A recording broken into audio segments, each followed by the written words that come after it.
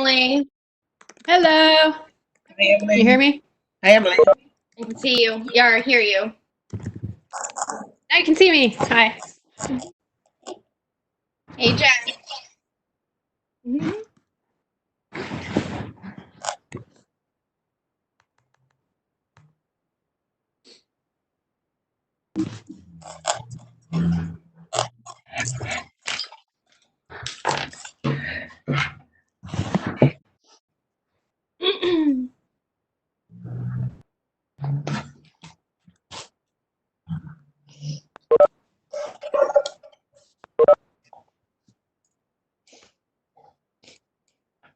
Serena.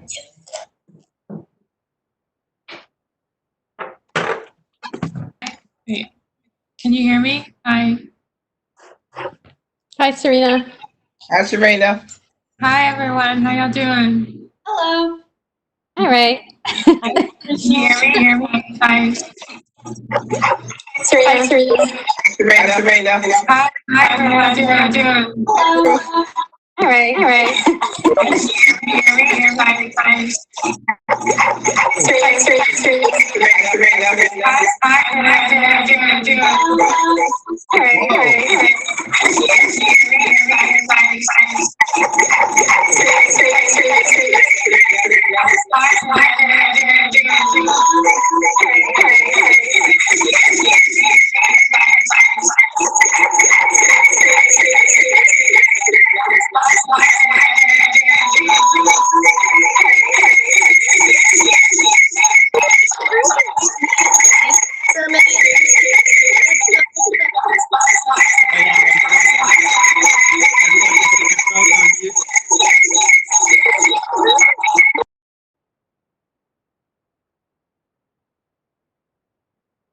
Thank you very much. Okay, so just so we're about ready to get started, but I want to make sure that everyone understands the process. So we will get started shortly. Please do keep your phones on mute as much as you can, unless you want to speak. We will continue to bring people in here in a second. I am still trying to figure out who's the feedback's coming from, so we'll work on that as we get through things. Okay. So give me 1 second, and then we'll get started. Okay.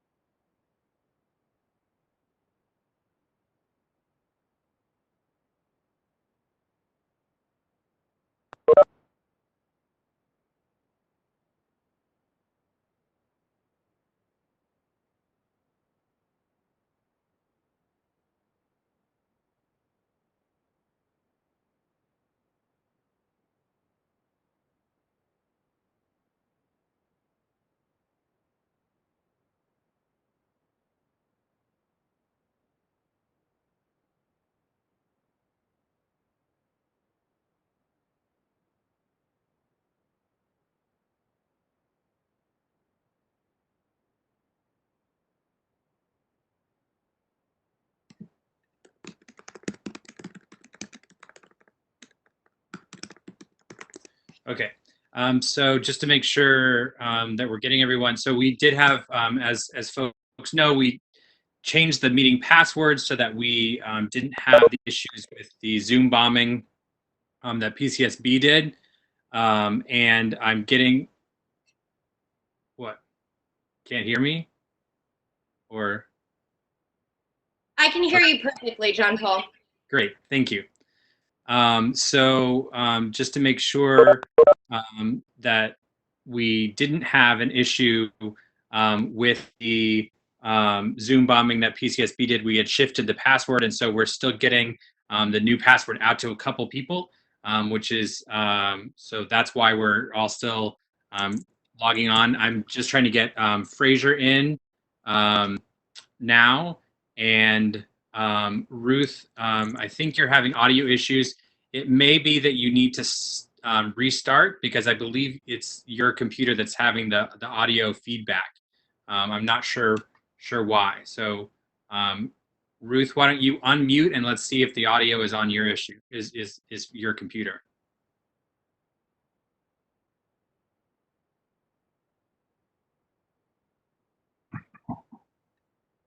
Unmute and let's see if the audio is on your issue, is your computer. Okay, so now I just unmuted. Can everybody hear me? Yes, we can hear you. Let's see if the audio is on your issue. And let's see if the audio is on your issue. Okay, it's on. I just unmuted. So now I just unmuted.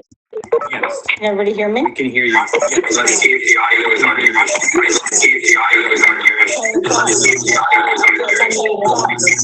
I just unmuted. So now I So just. Ruth, you'll need to Let's see if the audio is on your issue. audio issue with your computer.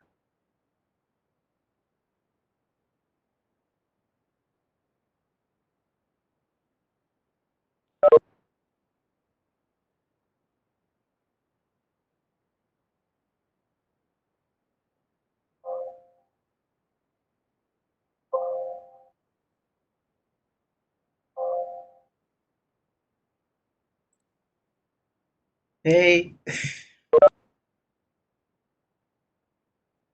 Everyone stand by here for a second. Okay.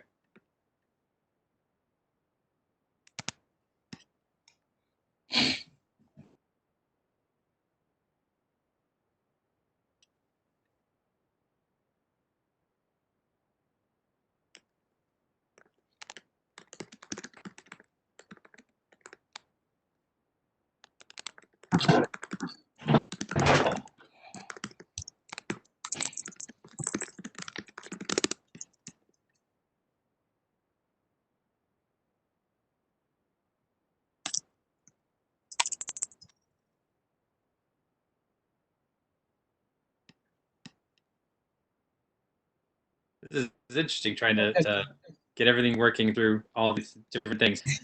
Ruth, try turning down the volume slightly on your computer. And while you do that, I'm going to go to see if I can get Fraser on, okay?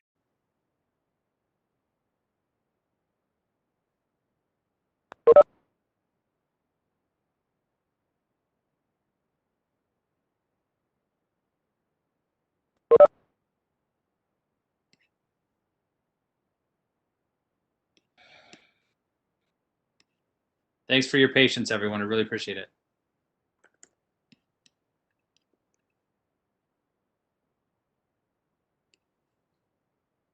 Okay, let's try this one more time, Ruth. So unmute and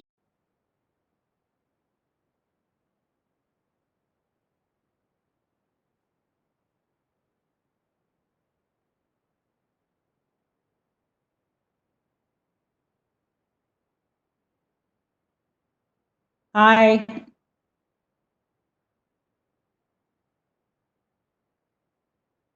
Can people hear me? yes. Okay, I also can't see anybody now. Sounds Okay. good. Hi. I think it sounds good on this end, Ruth. People hear me? Yes. People hear me? Yeah, I also can't Yes. see anybody now. Sounds I good. also can't see anybody now. Sounds Okay. good. Okay, it sounds good on this end. You'll need to restart your computer. On this end, yes. Ruth. People hear me? I Yes. also can't Yes. see anybody now. I also can't see anybody now. I also can't see anybody now. Sounds good on this end. You'll need to restart your computer on this end. Restart your computer on this end. Yes.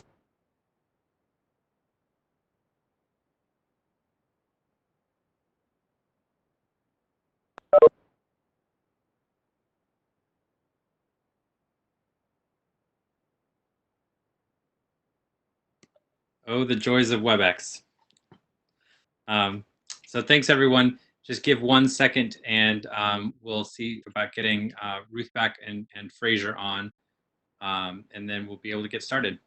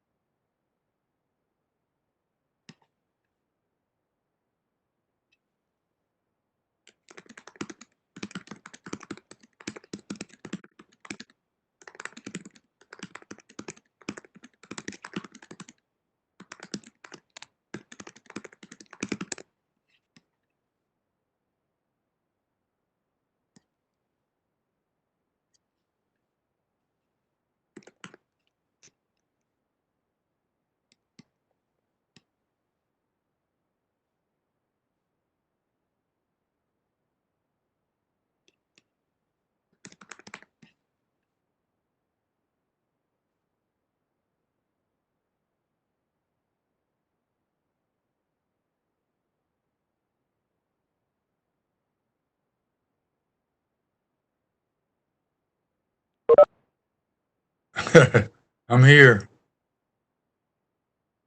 Hi, Fraser. Hey, can you hear me? We can hear you. Yes. I'm sorry. I got caught in traffic. It's all right. We're waiting for Ruth to dial back. She was having some audio issues. Oh, good. I haven't missed anything.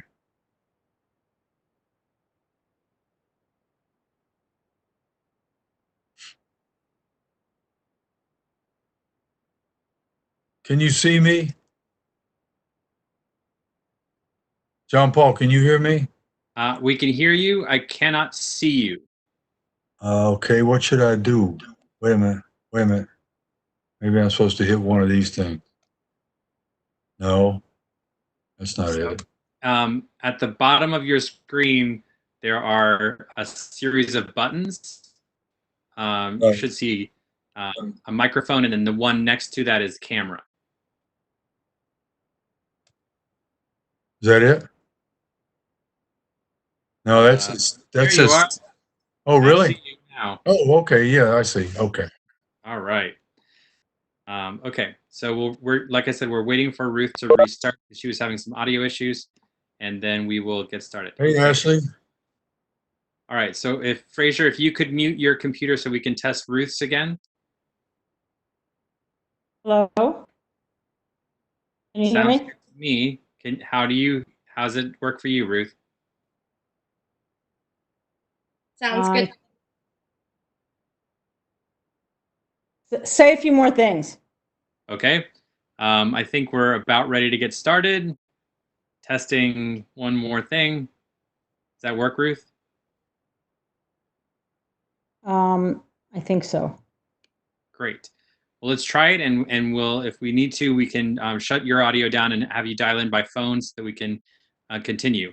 All right. So for staff, if you can start the recording and start the live stream, and Ruth, we're ready to begin when you are. All right, give me a moment here.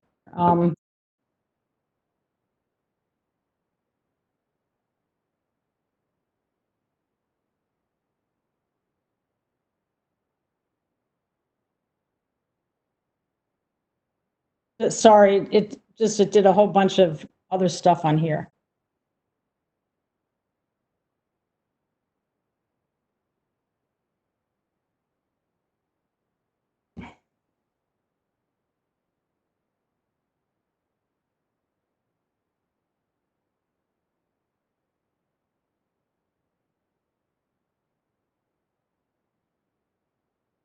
Okay. All right. So I should start. Yes, please. The time is now 5:30 on April 22nd, 2020, and this public meeting of the State Board of Education will come to order. This meeting of the State Board is being held virtually to protect residents' health during this public health emergency. The roll will now be called to determine the presence of a quorum. Mr. Hayworth, please call the roll. Dr. Gasoi. Present. Mr. Jacobson. Present. President Wattenberg. Present. Dr. O'Leary. I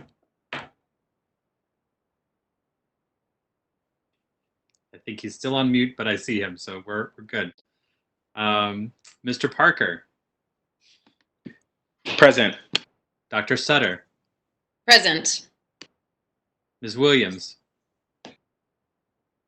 Thank you. Mr. Batchelor. Present. Ms. Macleay. Present. Ms. Burton. Present. Mr. O'Sullivan.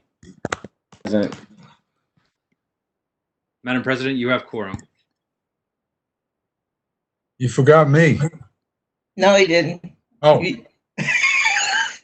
I'm sorry. Well, you didn't answer. We see you there. Oh, I got you. Hey, Karen. Hey, Ruth, you're on mute. And we're trying the hardest we can, and hopefully it'll work well. Members, we have a draft agenda before us. I would like to make two changes to the proposed agenda. First, shift item 6, the consent agenda, to item 11 as items of vote, and move the other agenda items up accordingly. This will enable us to move straight to our sessions with invited speakers and allow a number of the proposed resolutions to be discussed. Second, at a request from the executive director, I'd like to add an emergency resolution to the agenda related to the State Board's FY 2021 budget resolution. Due to the impact of COVID-19, the city budget is projected to be short some $500 million next year. And as a result, the mayor has requested that all agencies reduce expenditures. In response to that request, we want to propose to you, board members, and then to the city through the budget process, a revised budget. Are there any objections to these changes? No. I'm just saying I don't have everybody on, I guess I do have everybody on picture. Okay. No. Seeing no objections, the agenda is amended. Members, are there any additional corrections or additions to the agenda? Okay, seeing none, I would entertain a motion to approve the agenda. So moved. Second. Thank you, and I can't always see who's saying it. So actually, why don't we say for the record, you move something and say this is so-and-so and I move it. Okay, Ashley moves. thank you. Second? Marcus second. Okay. Seeing no changes, further changes, I would entertain a okay, never mind. Is there, okay, never mind. All right. The motion being properly moved and seconded, I will ask for the yeas and nays. All in favor, say aye. Aye. Aye. Opposed, nay. The motion is approved. Members, we have the minutes from our March 4th and April 1st working sessions before us. Are there any corrections or additions to the minutes? Okay, seeing none, I will entertain a motion to approve the minutes. So moved. moved. Fraser O'Leary. Okay, second. Second, Jessica Sutter. Okay, the motion being properly moved and seconded, I will ask for yeas and nays. All in favor, say aye. Aye. All opposed, nay. Okay, the motion is approved. Good evening to everybody. My name is Ruth Wattenberg. I'm the Ward 3 representative on the State Board and the president of the State Board. On behalf of our members, I welcome our guests and our viewing public to our Wednesday, April 22nd public meeting, being held virtually for the first time due to the coronavirus pandemic and the importance of social distancing. Normally, the State Board holds its regularly scheduled meetings on the third Wednesday of every month, usually at the Old Council Chambers at 441 4th Street Northwest. It seems like our May meeting will be held virtually as well, so we'll probably see you here next time. And fingers crossed, we'll meet in person soon after that. The video for this meeting will be posted on our YouTube page at DCSBOE, and it will be rebroadcast on the District Knowledge Network as soon as it's available. Our next official meeting of the State Board is our working session on May 1st, 2020. The working session will also be held virtually. Before we get to our resolutions, including resolutions on the needs of our Latino students and teachers, our homeless students, and a resolution on the State Board's new report on teacher attrition, we have two other sessions on social studies and on distance learning, and other issues raised by the pandemic. One key responsibility of the State Board is to work with our State Superintendent to revise and approve state academic standards. The State Board is in the early stages of a process to revise the city's social studies standards, led by our Ward 6 representative, Jessica Sutter.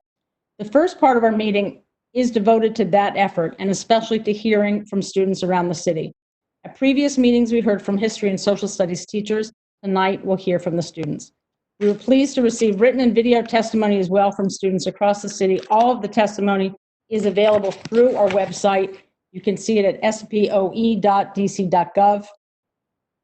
And I encourage you to go look at it. In our second panel, we will welcome the Deputy Mayor for Education, Paul Kihn, for a presentation and discussion on the various efforts being undertaken by our schools and the city administration to provide our students with an education during this public health emergency, and on plans for what will happen next and what families can expect.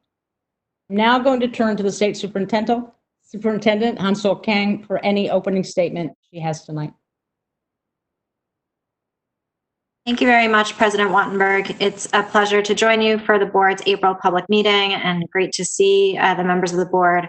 I hope that you and your families and communities are safe and well. I appreciate all the work that you are doing to engage your respective communities in service to students and families as we all collectively respond to the COVID-19 pandemic. As you know, Mayor Bowser has made two important announcements that affect schools last week. The first was that learning at home will continue for the remainder of the 2019-20 school year, and that DC Public Schools will be ending its school year for students on Friday, May 29th. Public charter schools will make determinations on their own calendars, and a number of them have made decisions, and others are making decisions soon. To accommodate learning from home during this difficult time, OSSE has made a number of policy decisions and issued guidance around many areas, and I would like to highlight just a few of those. First, OSSE, as well as I believe now every state across the country, has sought flexibility from the U.S. Department of Education and canceled statewide summative assessments for students this spring. And we have also announced that we will be suspending the calculation of new STAR ratings from the 2019-20 school year. In addition, the U.S. Department of Education has provided states with an opportunity to submit waivers of federal requirements related to assessment, accountability, and some reporting components of state report cards.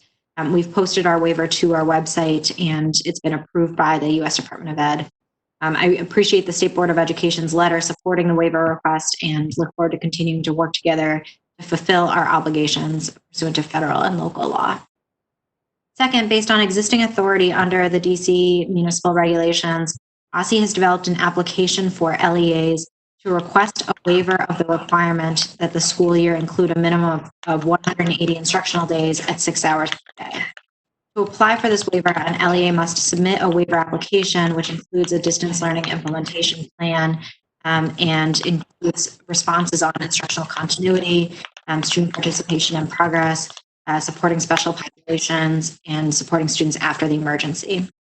Third, the council approved a provision addressing the graduation requirements for high school students and graduates of the class of 2020.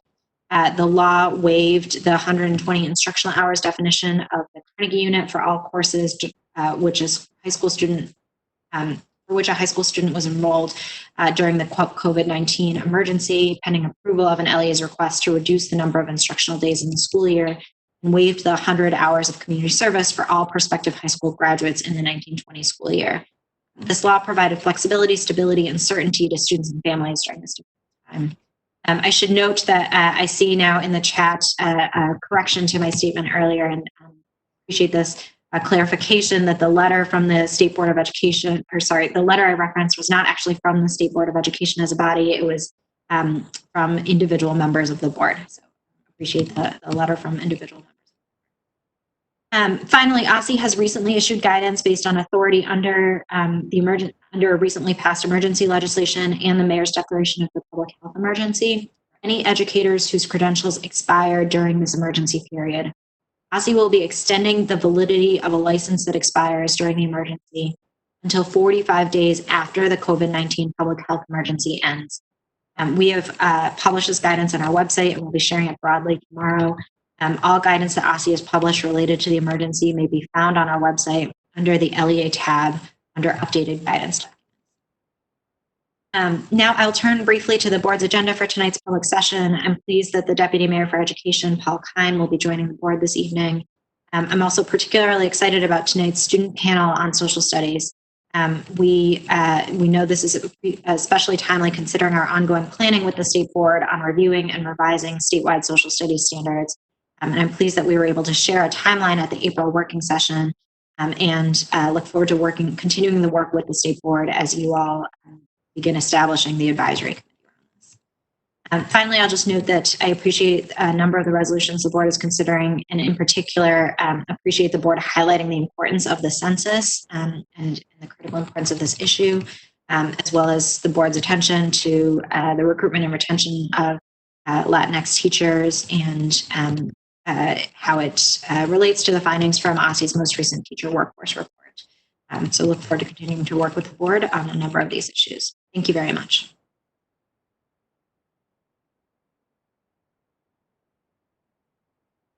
comment.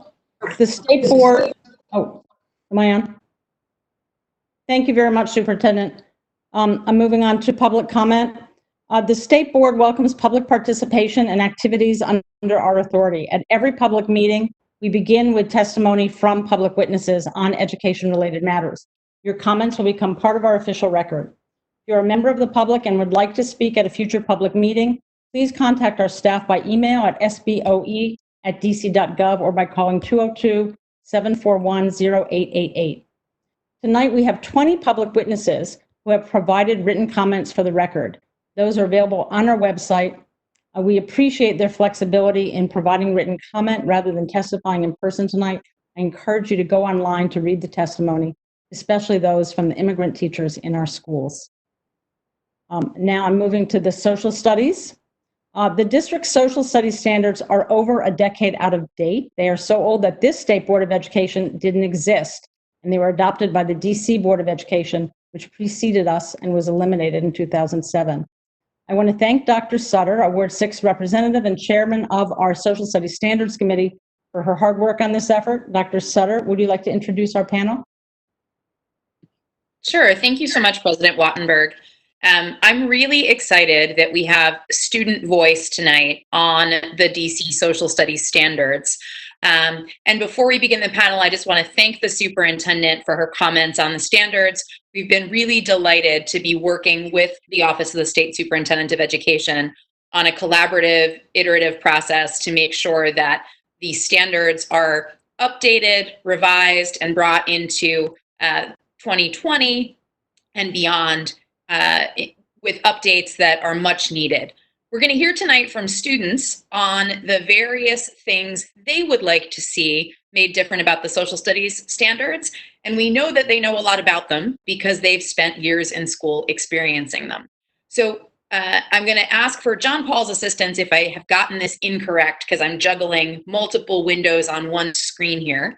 I understand that we have written testimony as well as video testimony from a number of students, and all that can be found on our State Board website. But we have two students, our two student members, who will be speaking live tonight. Is that accurate, John Paul? I believe in addition to that, we also have two additional students. I'm looking for their names. Yeah, Lauren is here, and Shayla? And Shayla is here, I believe. Fantastic.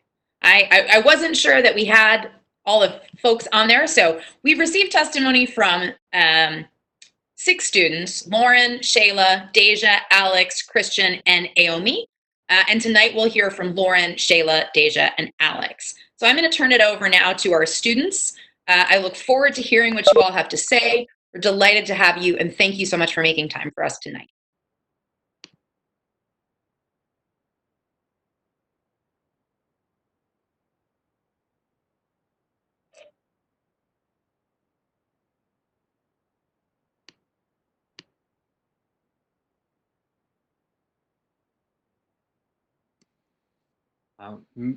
May I suggest maybe Alex or Dayja? Do you want to kick us off? Hi, yes, I can start. I didn't know if someone was going to jump on or not. Thank you, Dayja. I appreciate that.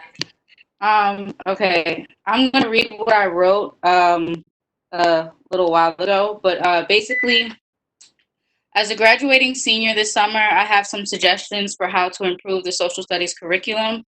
I think those who create DCPS's curriculum should collaborate directly with teachers to ensure there is enough time to effectively and efficiently get through the material. In both my junior and senior year, my experience with social studies has felt rushed and exclusive. When I took the AP US history exam last year, most of the material was units we did not get a chance to cover because there were so many units the teacher had to cover in such a little time frame.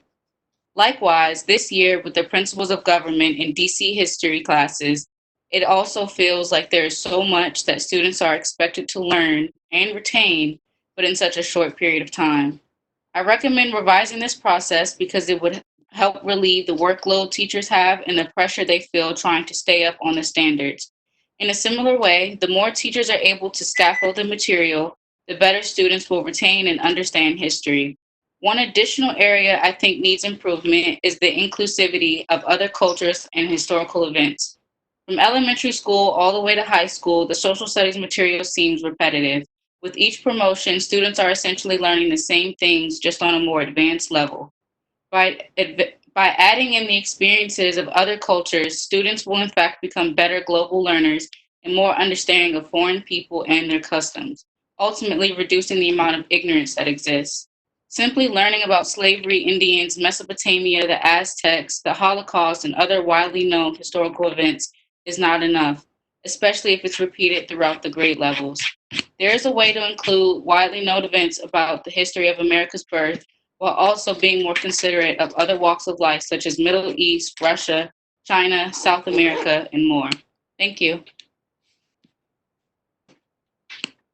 Thank you. And for those watching on the live stream, that was Dayja Burton, one of our student members here on the State Board of Education. I can go next, if that's fine. Alex, why don't you introduce yourself at the start? Okay. Thank you, President Wattenberg. Thank you, State Board, for allowing me to testify in front of you all this evening. And a special thank you to Representative Sutter for hosting this conversation on social studies standards and leading the reform of them. As you know, I'm Alex O'Sullivan, student representative for the DC State Board of Education and sophomore at Base DC Public Charter High School. I've spoken before in front of you some of my thoughts on social studies standards, and I'm sure you're going to hear and have already heard great ideas on how to best reform social studies standards from fellow students. I have come up with a series of critiques and suggestions for improvement from my experience as a student of DC public education. I do, of course, acknowledge that I have 2 more years of high school left to complete, so my words may not reflect the experiences and thus opinions of all DC high school students, only mine as a sophomore at a public charter high school.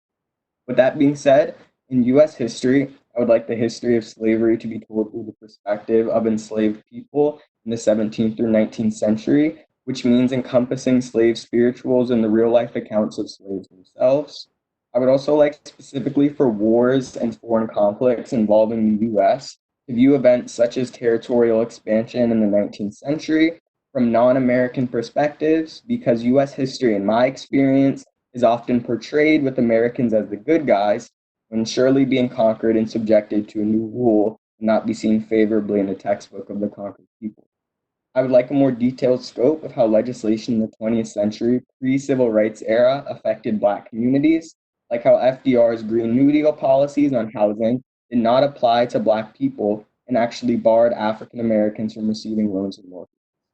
I would like to see a more extensive coverage of racism and its effects post-civil rights era, covering the topics of housing segregation, police brutality, the war on drugs / mass incarceration, modern-day segregation in schools, racial disparities in healthcare, and disproportionate exposure to toxic air pollution and living environments. In world history, I would like to cover African history and Asian history to a more extensive depth. Mainly, I want to learn about these regions when not just interacting with Europe through trade on the Silk Road or the clashing of religions and religious wars, and especially not just when being colonized in the 19th century by Europeans. I also want to learn the history of major world interactions like colonialism through the perspective of the colonized nation, not just through Europe's account of them. I additionally want to learn more about African culture through oral history that exists and is passed down from generation to generation in African nations. I know the importance of learning an accurate portrayal of history and society, and these are suggestions that would greatly improve the experiences of students like myself in learning about them. Thank you. Thank you, Alex. Thoroughly appreciate your testimony on this. We have 2 more students. John Paul, do you have a sense of who I should pass? Oh, we've got Shayla. I see her face. So I'm going to pass it to Shayla and let you introduce yourself. Hello, I'm Shayla Dell, a sophomore vocal student attending Duke Ellington School of the Arts. And I want to say through 11 years of taking part in public education, I've gained an extended, intricate experience with social studies curriculum. Although I have not always studied the subject through DCPS due to my move from Florida in the 9th grade, I always felt the lack of and need of a deeper perspective and analysis of the history of people of color. I feel as though the focus of social studies curriculum is oftentimes Eurocentric and not insightful on the situations of people of other races and ethnicities, which defeats the purpose of social studies. Social studies gives individuals the tools to understand their place now and where this place derived from. Misrepresentation acting as a missing puzzle piece leaves people and essentially everyone involved confused and misled. Thank you. Thank you, Shayla. Thoroughly appreciate your testimony. Incredibly well said. And we have one more student joining us. I'm just waiting to see face pop up here.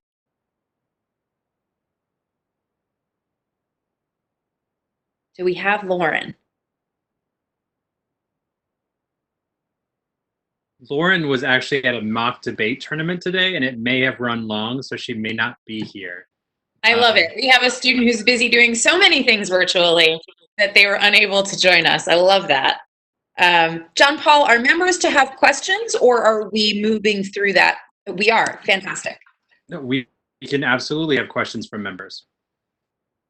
Great. So let me say again, thank you to Dayja and Alex and Shayla for wonderful testimony. I will turn it to John Paul to manage members' questions.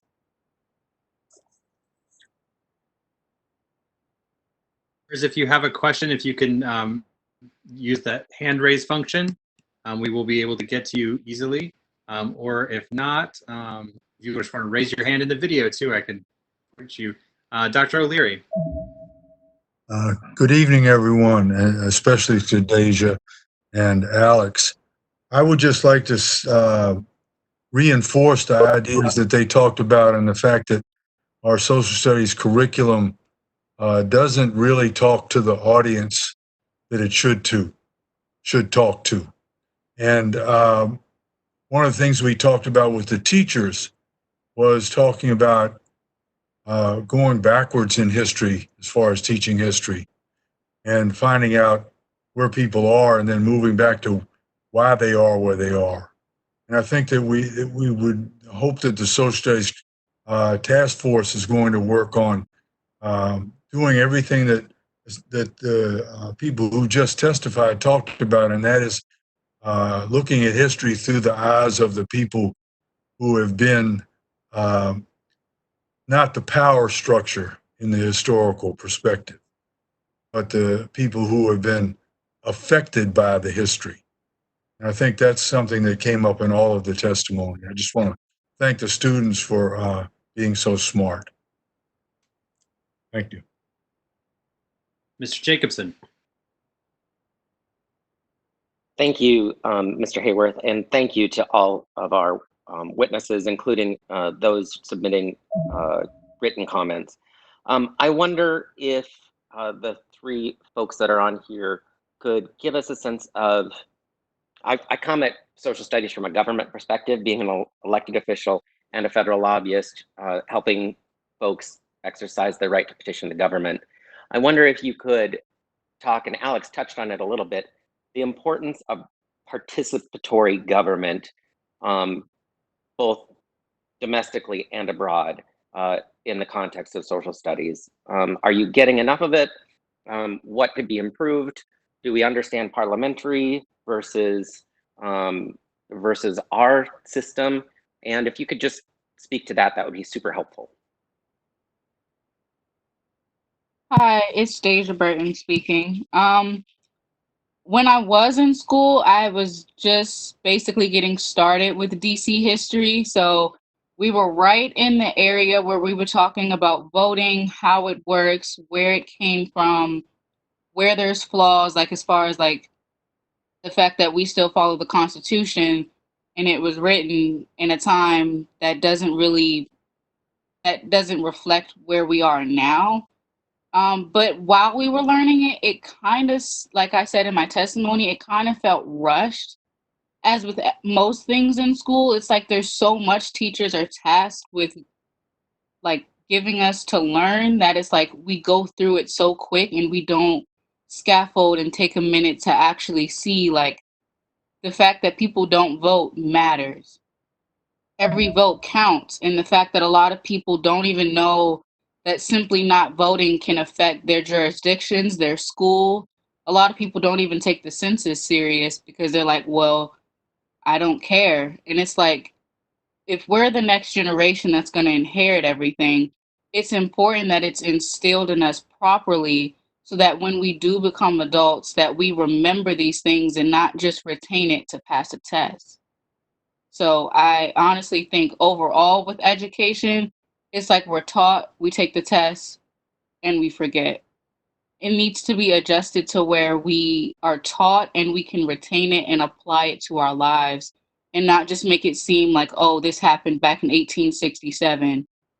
In 2020, everything that we're learning about still, as far as like government, still matters because we're building off of what happened back in the 1800s. Agreed. Thanks, Dayja. Alex? Just to add on to that, especially what Dayja said about like the Constitution was written in 1700s, and sometimes a worry that I get is that history is just seen as the past when like history is happening all around us. I feel like if we can understand like exactly what's happening now and not that history ended 30 years ago, or that what's happening now isn't necessarily that it doesn't matter or it doesn't relate to what we learned 30 years ago about what happened 30 years ago. I think we need to understand exactly what's happening now so we understand that there's a grave importance of going out and voting and becoming a member of government. Because if we know how we're being affected right now and we know how the government is affecting our lives every single day, I think more of us will feel the responsibility to go out and participate because we'll truly understand the way that participating in government affects them and affects their community. Thank you, Alex. And Shayla? Piggybacking off of what Dayja and Alex were saying, I think a lot of the times with people who build the social studies curriculum, they kind of forget that we weren't around. Like they mentioned things that were like that happened a long time ago. So like for example, like even like from the beginning of time, they mentioned like hunter and gathering bans, like things of that nature that kind of build up government, but they kind of miss a period of where they miss a whole period of what has like built our government today. And they kind of forget that even though it happened not that long ago, we weren't there. And so that's where like ignorance on our government now and participating in our government stems from. And that's why we have 18-year-olds now not voting and things of that nature. Like I know I discussed with one of my senior friends one day, we were talking about the government and elections and things of that nature, and they still hadn't understood the premise of electoral college. And I realized, because there was a group of us talking, I realized there's a lot of people who don't understand that concept. And if they don't understand that concept, then what else do they not know? You know what I mean? So. That's super helpful. Thank you all three for testifying and for joining us tonight. Really important to have your voice. And thank you, Dr. Sutter, for your leadership. Dr. Sutter. Thank you, John Paul. Yeah, I mostly just get to sit here in awe of these students and marvel at their brilliance. So I feel like a lucky person. My question to the students is this. You have suggested a number of wonderful things that are missing from our standards. We know that we're not getting any more years in the history of school, and we're not going to get more time in school days per se. How do you think we should approach creating standards so that we can tackle the kinds of things you're talking about that are missing without simply tacking them on to a long list? Because we know there's a lot that you already don't get to. Any ideas for us on to how we approach that so we can include these new things without just making the standards longer? Shayla, it looks like you've got a thought. Yeah, I would love to speak to that. I totally agree with you. It shouldn't be tagged onto a long amount of things because we already have so much to learn in such a little time. And that's where what Dayja was talking about with we're not retaining the information. We really learn it to take a test and then it's all gone. I think the most effective way would be to integrate it into what we're already learning and not leaving it out, so to speak.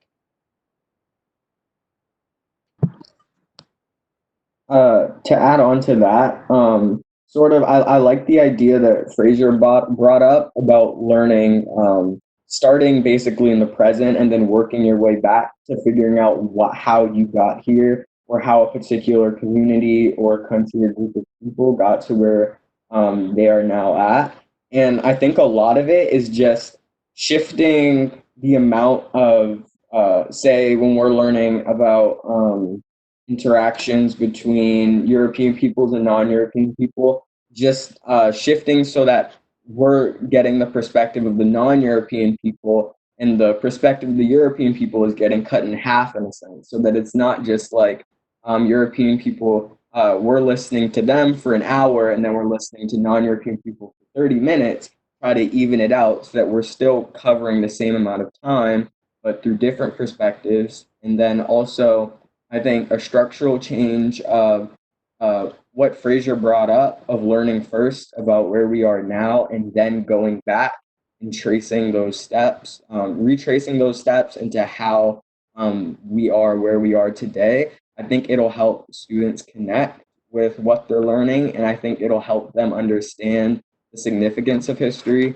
and why they still need to learn it. And as Dayja said, not just like get it for a test, but retain it and then apply it in their life.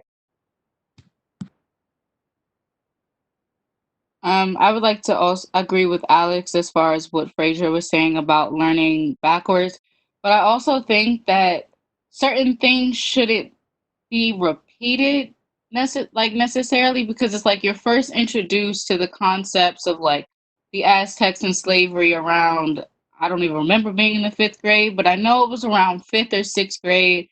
And then it's like as you go through each grade, the same thing is told. So I feel like there's a way that we can kind of integrate new lessons, make it in the present, and not just keep going back to the same concepts that I guess everybody knows. By the time you're in 12th grade, you know that.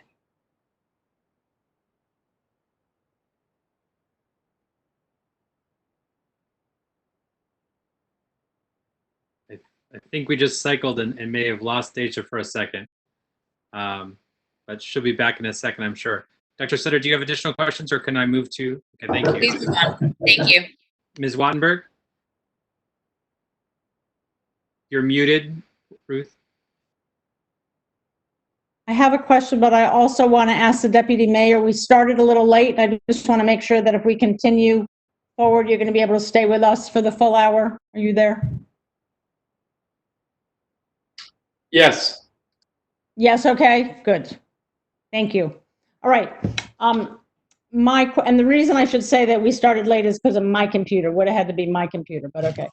So here's my question, and I'll start it with Dayja, since she raised it, but others have sort of talked about it as well, which is if there's so much repetition, and you talk about some very specific things that are repeated, the Aztec, slavery, the Holocaust, it was a long list. Can you say something about in the different grades that you are learning those same things so that we can sort of be looking to sort of see how we might streamline that? You guys hear Can me? get in on that too. Okay. When I was in middle school, I remember in the 8th grade, we started with the whole concept of the Native Americans were here, and then, Christopher Columbus discovered America, and then eventually the transatlantic trade, slave trade started. We didn't really talk about like rebellions. It was just the fact that Africans were slaves. And somehow we skipped to the era where there was like the Civil War. And then after the Civil War, we jumped into basically how government was formed, basically how government was formed. And now throughout my high school experience, it's the same thing. Africans were slaves, and then the Civil War, and then the government. And it's just like, why don't we talk about, why don't we go into depth about like the lives that slaves lived and the different rebellions and the different accomplishments of African Americans? Because we talk about the main popular people like Benjamin Banneker and some other people that I can't think of right now, but they're like common. It's like we don't really go in depth of like what it means to be an African American. because I know me as myself, sometimes I question my own identity because it's like, I don't know my roots. I don't know anybody from Africa. I don't even know where my my family line comes from. And I feel like I'm not alone in not knowing what it means to be African American. So if we were to go into depth about the different struggles, the different accomplishments, maybe as African Americans, we would have a more sense of self, and also just broadening it to Hispanics and Irish and white, because it wasn't just Africans who built America. There was a lot of immigrants. Even though they may not have been treated the same, they still went through different things to build this country. All right, let me ask Shayla a slightly different question, which is, you talked about the need to learn about government and to or actually, I'm sorry, maybe it was Alex. I'm not sure who it was. Either of you can answer. That there was a lot of teaching of government, but not of connecting it to today. And that's something I've been talking about a lot, which is things like, wow, checks and balances, suddenly it's so relevant, or things like federalism. The president really doesn't get to tell the states what to do whenever he wants. And I'm curious, in terms of the social studies that any of you have experienced this year, especially if you're learning about government, if you're in a government course, is that coming up, and is that helping to make it more relevant? I know in my personal experience, it hasn't been coming up. I don't know. I'm not sure if it hasn't been coming up, maybe because teachers are scared to touch on the subject due to political differences in the classroom, or what it may be, but it doesn't come up at all, really. And I feel as though I know we have a lot to pack in with like the large range of curriculum, but I feel like every year it's like we touch on government for like 5 minutes and we get a little bit more into depth about it, but we never really apply it to the present. Like they might assign one assignment where like they're like, oh, apply this to the present, but that's then one assignment, and we don't really get to use this curriculum and the knowledge that we take in the real world, and so then it doesn't feel like it's real, if you see what I'm saying, and it doesn't feel like applicable. It doesn't feel tangible. Yeah, I agree with that. And I just think like, usually from my experience, I had one really good history teacher for US history, and it was US government, and we learned about like checks and balances, but she made sure to like, for example, make us watch the State of the Union. So I think a lot of it is, a lot of the responsibility, unfortunately, is dependent on the teachers and how they take the curriculum and how they put their own style and add on to it. I think something I'd like to see is ensuring that there are like more non-conventional types of learning, and making sure that teachers have the ability to go out and assign us a project on, for example, in 2018 for the midterms, we covered the midterm elections I did in Texas with Beto O'Rourke, and it allowed us to like get a firsthand experience with polling and sort of looking at the way Senate works and how people how are reelected, things of that sort. I think when understanding government, we need to make sure it's actually being applied to the present and what's happening right now, because we don't want the disconnect to happen where people feel like government doesn't matter, and then all of a sudden they're not paying attention to it and not voting. Thank you. Dr. Gasoi?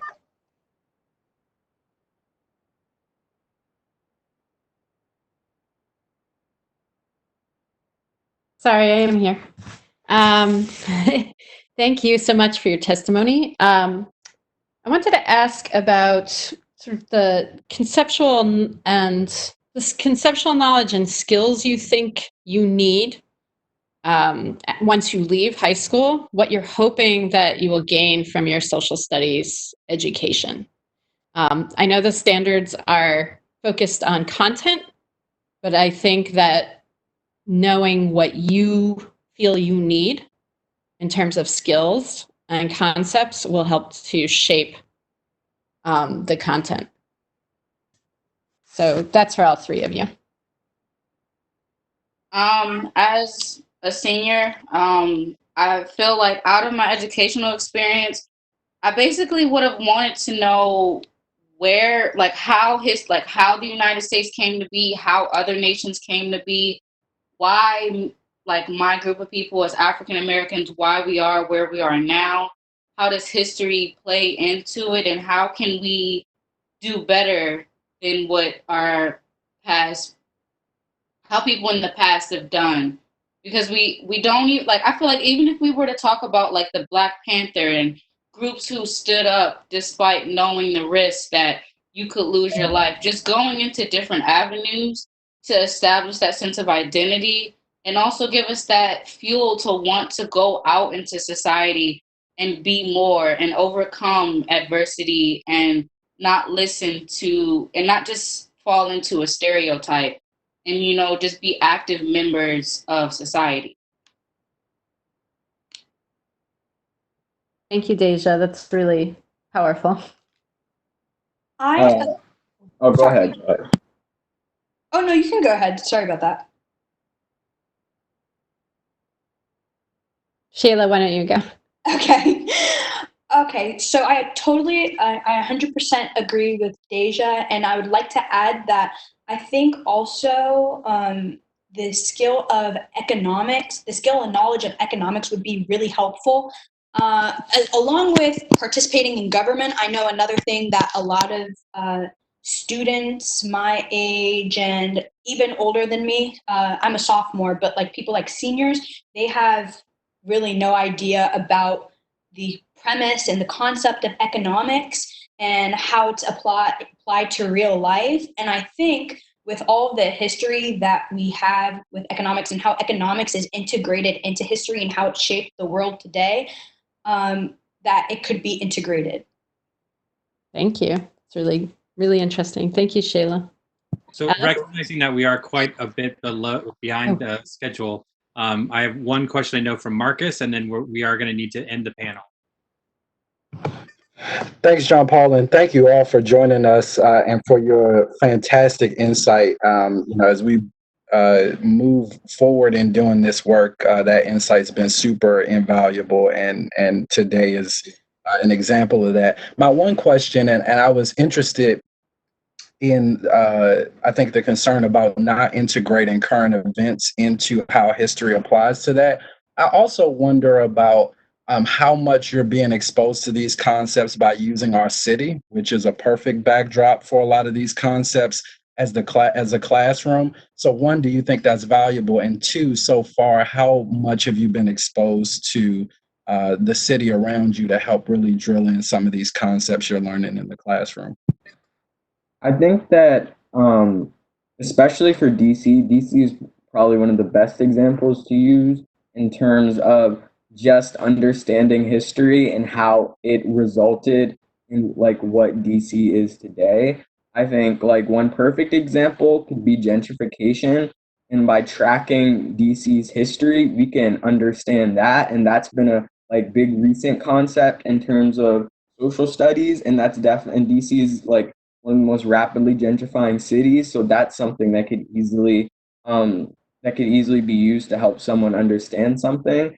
And just, I think that like the most important thing, whether it's DC, whether it's just some sort of current event that's happening, is that people actually understand that it affects them, that their history is not just history, and that their history like holds weight, and everything that's happened has happened and is resulting in the lives they're living right now. And I think whatever we need to do that, whether it's somehow just learning about different government policies that have been in place since the 1900s that maybe we learned about and then is sort of cast aside, that's something that I think would be very valuable, just understanding how our history affects us right now. Thank you all. President Wattenberg? Yeah. Okay, guys, thank you so much to Alex, Dayja, Shayla. Thank you so much for coming. Jessica, Dr. Sutter, thank you so much for organizing this. It was a terrific beginning. We're sort of at the end of the beginning, maybe of a long process, and this was terrific. Thank you very much. So now we are going to move on. I want to welcome Deputy Mayor Kihn to our meeting. This is the first public meeting of ours that he has been able to attend, although he did come to a working meeting last year, I think. And we are very glad to hear directly from him on the work the city is doing now to keep people safe while sustaining education during this public health emergency, and to learn what plans are being made to recover in the district. As I'm sure you are aware, Deputy Mayor, because I'm sure you're getting loads and loads of comments and questions. We are getting loads and loads of comments and questions. There's a lot of concerns, a lot of questions, a lot of issues, and we are looking forward to talking with you about them. Thanks for being here. Thank you, President Wattenberg, and thanks to all the other members of the State Board. I am extremely pleased to be with you tonight, and it's actually very nice to see so many friendly faces. Can I say one thing? Sorry, I didn't say this. You're going to have opening remarks, and then everybody's going to have a chance to go do some back and forth. So I want everyone to understand that. Sorry, continue. Thanks, Ruth. I was going to say that I thought that this evening I would just offer a few minutes of opening remarks, and then of course I'll be glad to have a discussion and answer questions. I did want to start off by saying how kind of awed I was by the discussion I just heard, which with the students seemed to go so far beyond social studies standards, but also to the very heart of what school should actually be and how we should think about schools. So I'm really grateful to have managed to listen in on some of that conversation. And thank you to Shayla, Dayja, and Alex for that as well.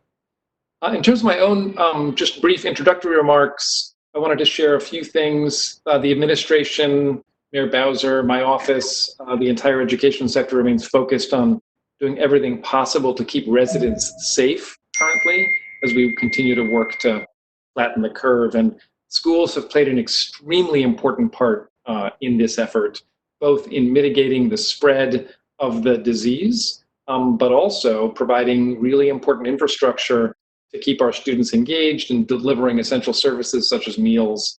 And I honestly think, and I'm sure many of you share this, or all of you share this, we really have seen the very best of our education community throughout this crisis. Our educators, our school leaders, government agencies, community leaders have all exhibited a sense of collegiality, coordination, strength, and coming together for our students. And we really are a model for jurisdictions from around the country. I keep hearing that from many, many people. Today, classrooms have moved online. We essentially flipped a big switch as a city, and our educators rose to that occasion. Significant changes have taken place in every single LEA, and also significant changes have taken place in the academic calendar. I'm sure you noticed and heard and have been involved in discussions about the fact that Mayor Bowser announced on Friday that DC Public Schools will continue this learning at home posture through May 29th, at which time the school year will end for students 3 weeks early, which will allow us some flexibility, both in terms of working with teachers and educators to help planning for whatever we might be able to do over the summer, and certainly as we think about recovery and the new school year. Charters obviously will make determinations about that in their own ways with their boards. We expect many of them to follow suit in the interest of families and student schedules. Teaching and learning has continued in the District of Columbia, as I shared, and I, like I'm sure you, are very, very proud of the heroic work of our teachers, administrators, students, and families. And I think this is just yet another example of how we have probably the best teacher workforce in the country. I'm sure Fraser O'Leary agrees with me on that. Though we are learning at home, I wanted to add that the underlying infrastructure of our schools remains what it always has been, which is far more than just buildings. So we have been using this language of school closures, which is not actually accurate. We've closed the facilities, but in almost all cases, the schools have continued to live and thrive. Schools have continued to be, in many instances, places of strength and resources for students and families that have gone on far beyond academics. As you all will know very, very clearly, teachers have continued their outreach, school communities have, Folks have gone above and beyond to stay connected to families and students. And we've just seen lots of effort and lots of ways in which the district has continued to come together in support of schools.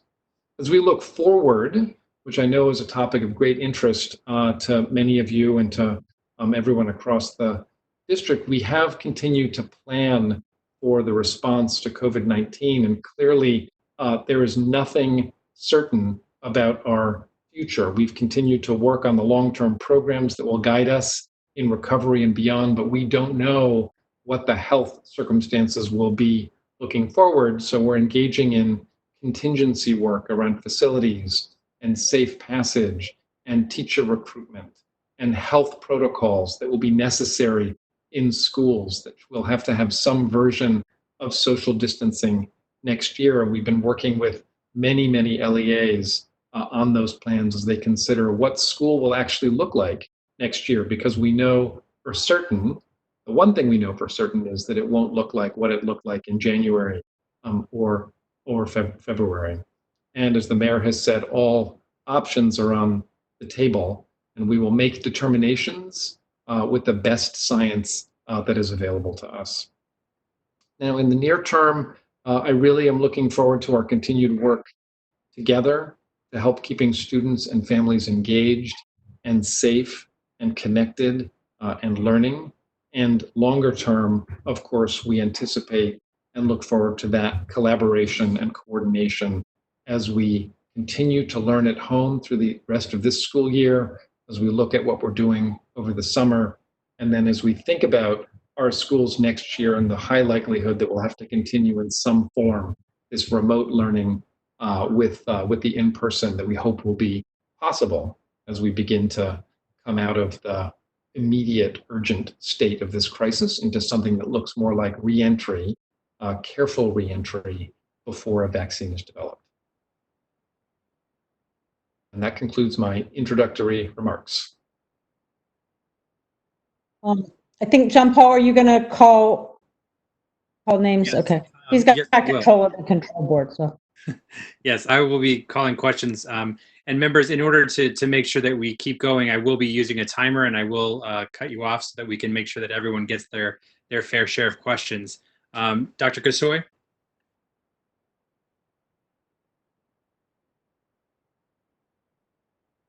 Sorry. Thank you. Thank you. Thank you, Deputy Mayor Kihn, for being with us tonight and for your update. I have two questions. One is just, I'm wondering if there's a plan for assessing students' preparedness to move on to the next grade.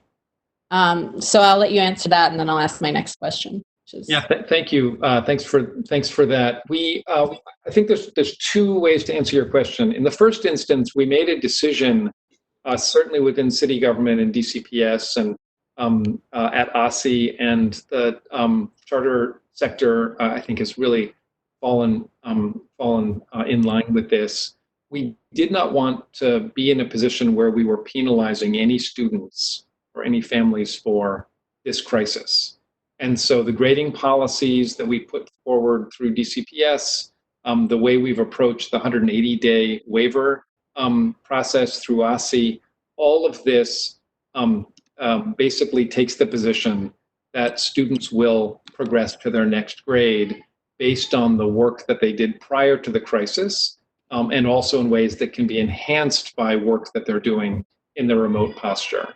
But because we know that there are some students and families that have not been able to access the internet, access the remote learning in ways that other students can, we don't want to be penalizing or holding students back through no fault of their own. So that's one answer, I think, to your question. The second is, we also think it's really, really important that we understand where students are and what the kind of learning loss might be.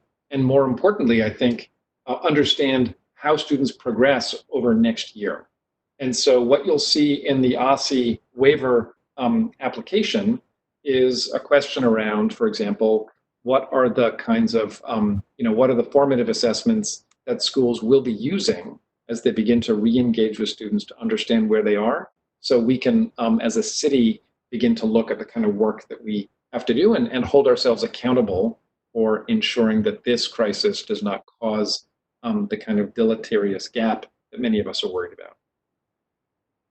Thank you. And my other question is really related to emails I've been getting today around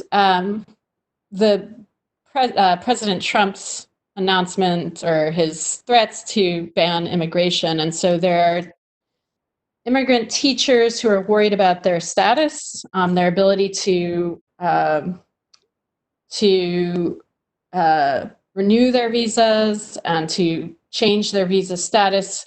And we're just wondering if that should go into effect. Is there a plan in the works to sort of address that for those teachers?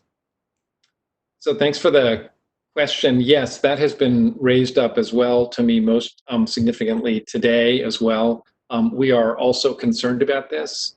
We are continuing to look at, I don't have the specific plan in place now other than to say that we are very eager to work on this. I think Superintendent Kihn, if she's on, is planning to address that as well when it comes to her part of the agenda. We had a brief conversation about it earlier, but it's on our radar, and we think it's extremely important that we figure out ways to collectively work to support and protect those teachers.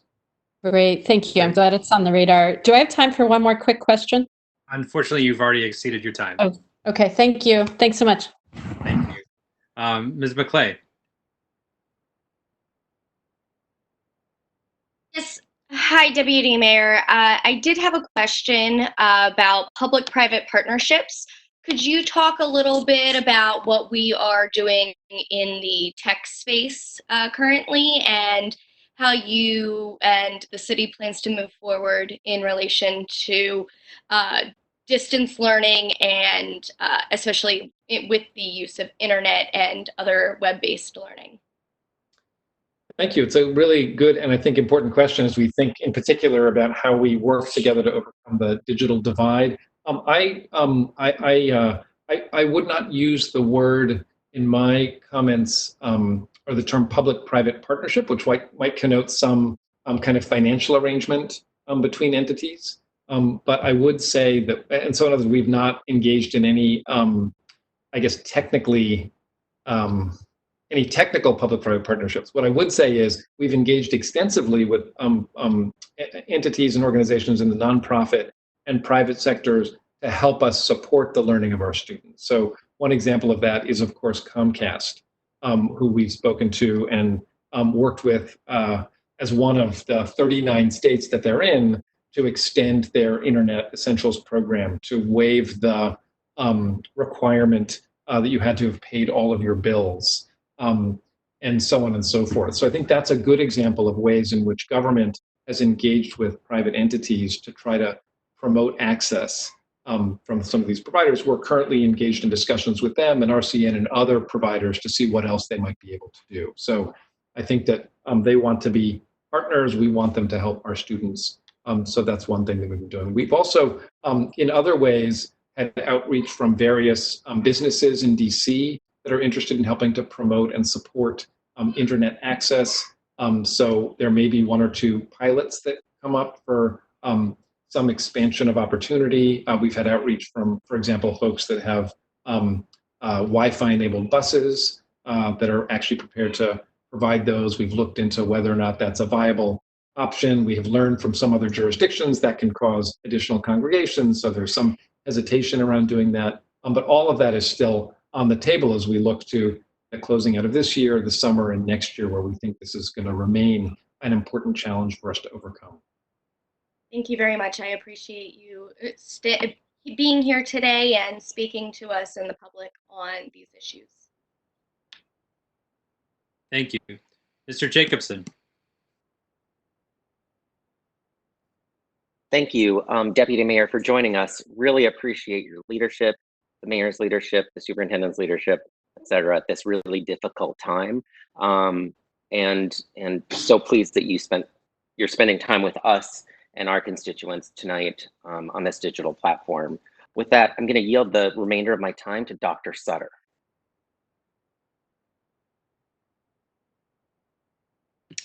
Thank you, Mr. Jacobson. So, Deputy Mayor Kihn, thank you so much for joining us. First question is on the CARES Act.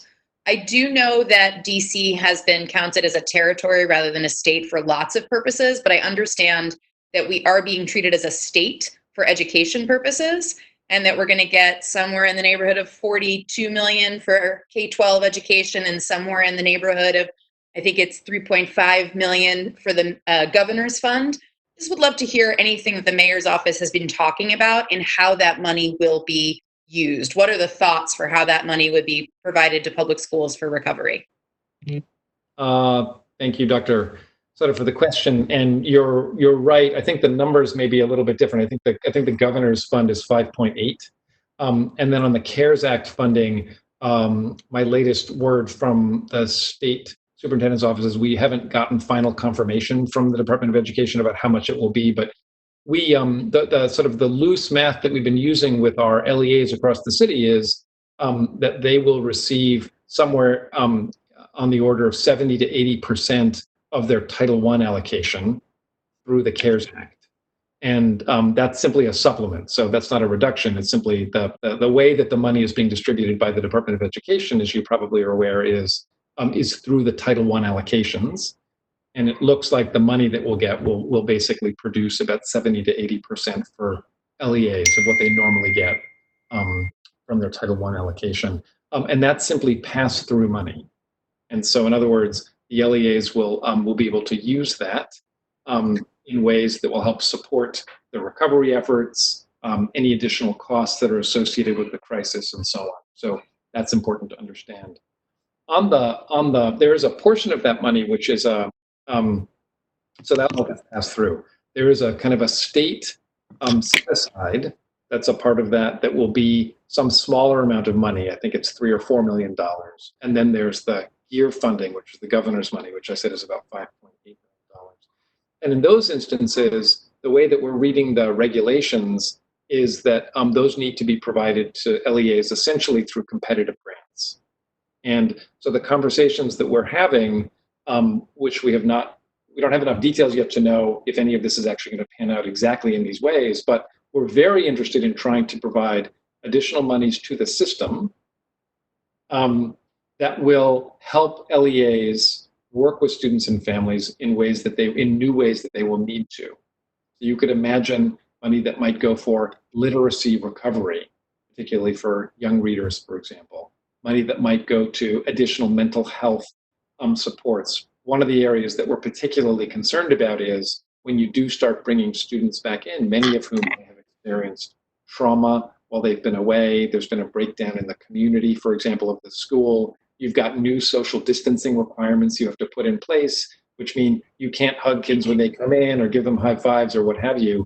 So you've got a whole new set of work to do around establishing a new culture and climate and welcoming students back in who've been away for these extended periods of time. And so we believe, and schools have told us, that they are very concerned about these things. So some of the money could be used for those kinds of efforts. And then, of course, there's the whole digital divide. So you could also imagine that some of this money might be used for helping to ensure there is internet access for students and families. So those are the things that are on the table.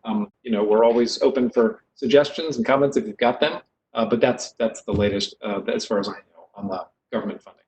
Thank you so much. Dr. Sutter, you have about 1 minute and 30 seconds left on your time. Excellent. So my second question is, how is the DME using this time to harness some of the best practices from schools and LEAs around the city that they're using in this moment of distance learning? Because given what you just said, I think we're also expecting there may be rolling closures in the fall, and it would be great to harness the kind of things we're learning right now. Yeah, thank you, Dr. Sutter. Another really, really good and important question. And we do see that this is, and I certainly believe, as I'm sure you all do, this is an extraordinary time of innovation that's just occurring at a rapid pace throughout the system.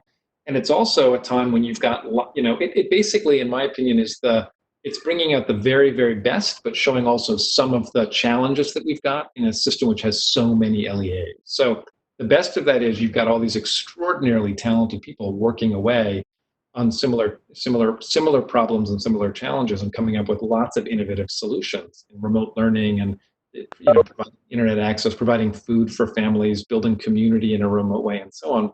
At the same time, you've got a lot of LEAs that are all doing the same thing at the same time. And so one of the very, very first things we did was convene a daily call with LEA leaders.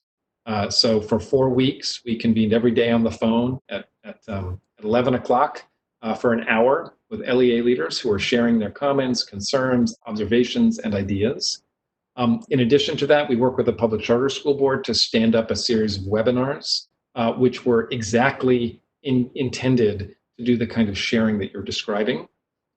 We have supported them also as they've now shifted through focus in the association to a series of Slack channels, which we don't participate in, nor does DCPS for a number of reasons. But amongst the charter LEAs, they've got a bunch of Slack channels now in place on very specific topics where they are continuing to share their ideas with each other.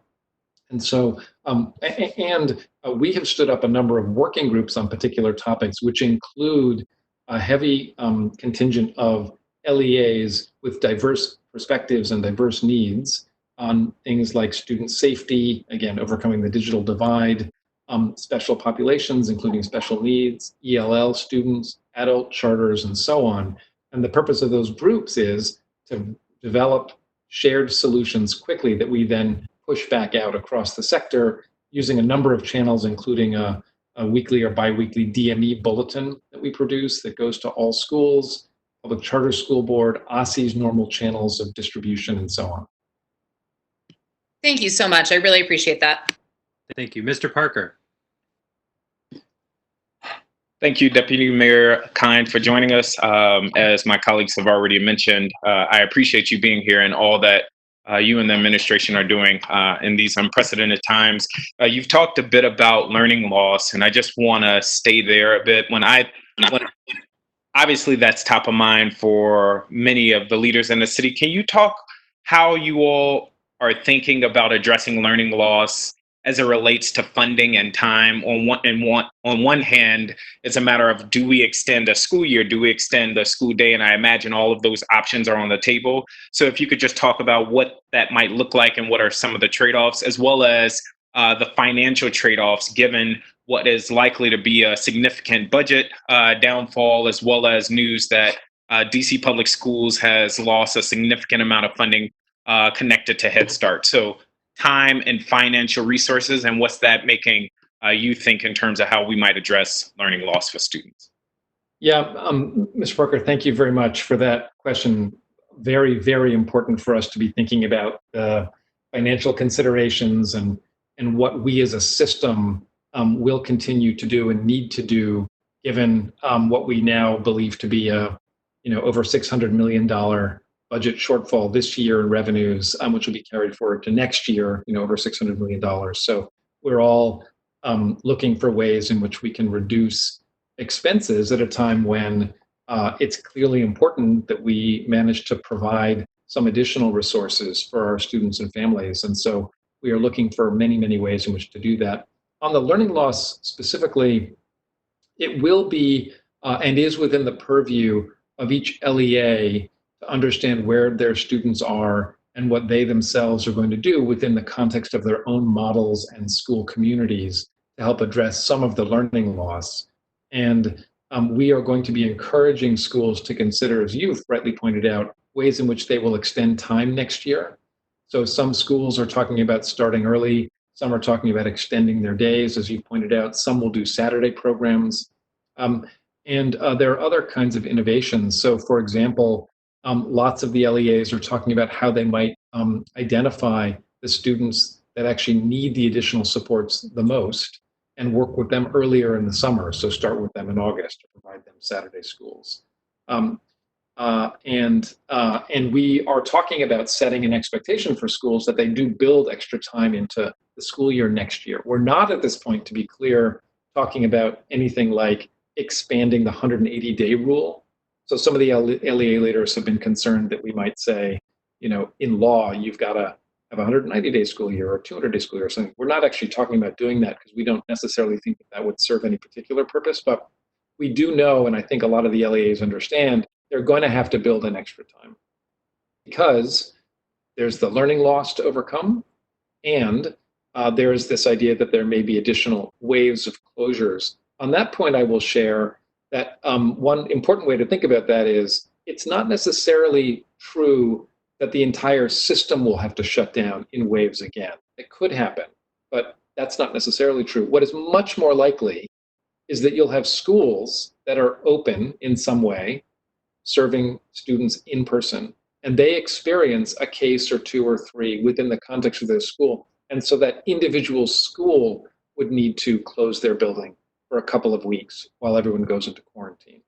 And so in those instances, there will be probably a variation in schools' experience of the closures and these sorts of waves of closures, if that makes sense.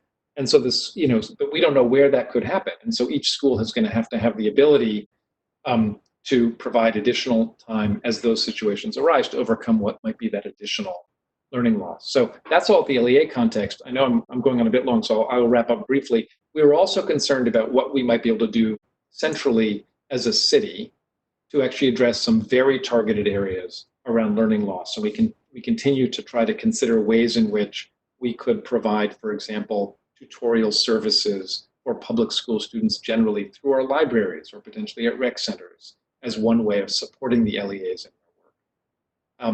their work. And yeah, so I'll stop there.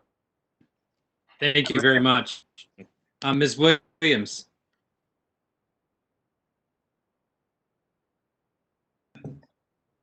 Hello, Deputy Mayor. Good to see you again. Can you hear me? I can. Good to see you.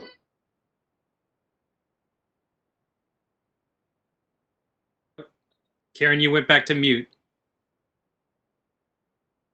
Before the pandemic, the Chancellor, Deputy Mayor, the Chancellor was talking about trying to get more digital equipment,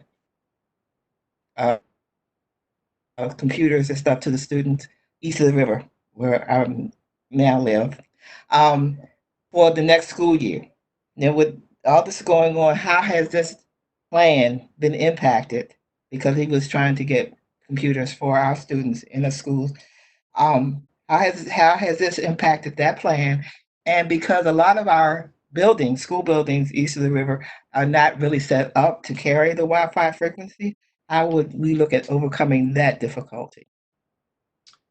Thank you for the question. I think so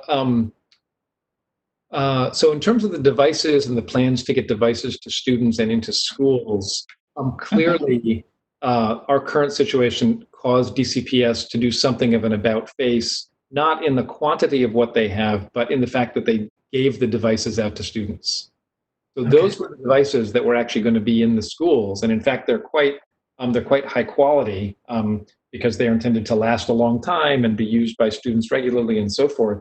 But those were the devices that we made the decision we couldn't just hang on to in good conscience while we had students and families needing to use them. So those devices have been distributed. It's clearly our intent that the schools will get them back, but we can also anticipate that there might be some fall off from the full amount as students and families begin to bring those back into schools. So the question then is, what might we need to do in order to recover some of those devices and or make up for some of the losses due to breakage and other things. So I think that will probably have some impact. We don't know exactly what that's going to be. We carefully understood where the devices are. They're clearly on loan to families, and so we anticipate we'll get lots of them back. But of course, there may be some fall off. I mean, in terms of the further plan, this was we had set out an IT plan that would go a number of years. We don't yet know what we're going to be able to do within the context of next year's budget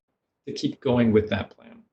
So initially, obviously, when we announced the school's budget, we back in March, I think it was, we anticipated that we would be able to continue with the rollout of the IT to build up that capacity within the schools. At this point, everything is on the table in terms of where we're going to need to do some reductions. And so as we develop the mayor's budget, which will be delivered to council, I think now it's on May 12th, we'll have a clear insight into what's going to happen with the overall planning around devices. Thank you. Thank you so much. Dr. O'Leary.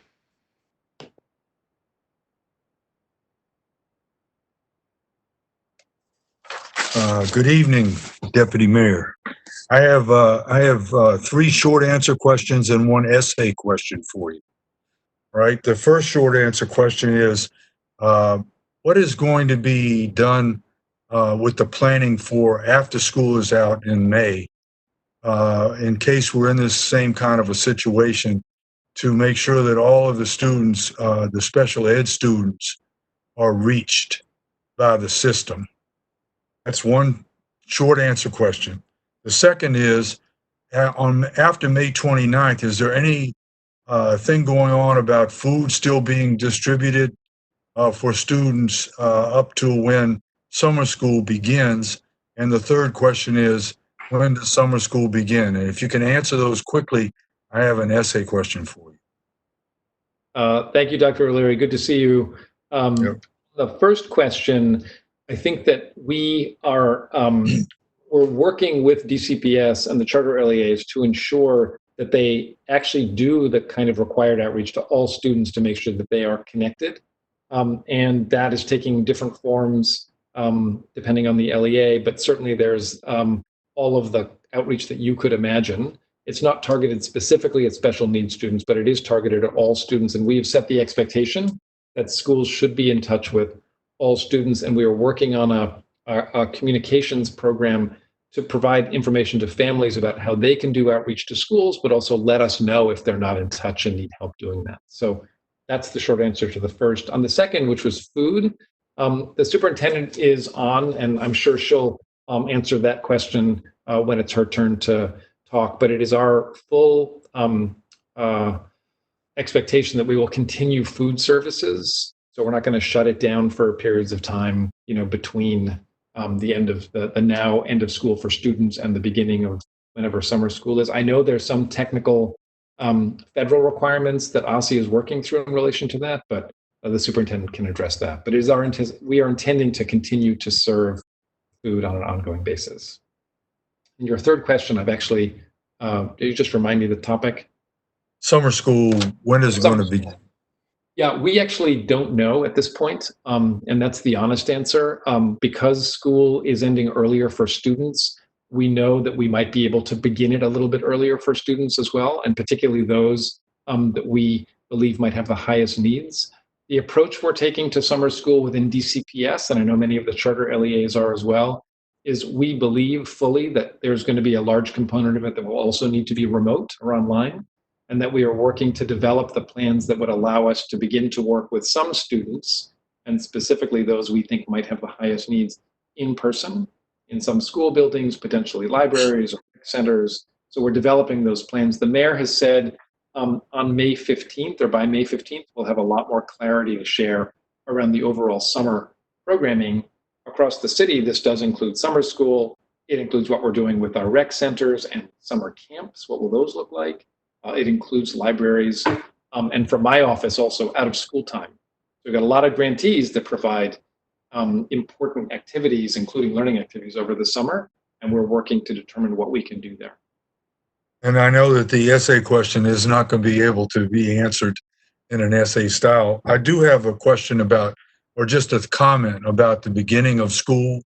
And I know with my experience that the beginning of school was always trying to find out where students were. And my recommendation, and I'll talk to you offline about this, is that that first month of school is spent finding out where the students are, even though they've moved on to the next grade, but also then around the beginning of October, really hitting that grade. So that first month is finding out where they are, especially as far as reading and writing and math. Thank you for the comment, and I think I would just offer in return that your thinking, given your deep both experience and expertise in this matter, I think is very well aligned with what I'm hearing from a number of the schools, including DCPS and some of the charters, about how they're imagining next year. And some actually even go a little bit further and suggest that the first month or two or three will really be recovery. There are lots of interesting ideas that the schools are developing, which you may be part of or helping them with, where they might even loop their teachers. So you end up with the same teacher that you had this year, and then you'll transition to another teacher once you've done the recovery work, depending on the grade that you're in and the subject that you're in. So I think there is that kind of planning going on now. So I heartily agree that we have to consider all those avenues. Thank you so much. Ms. Burton.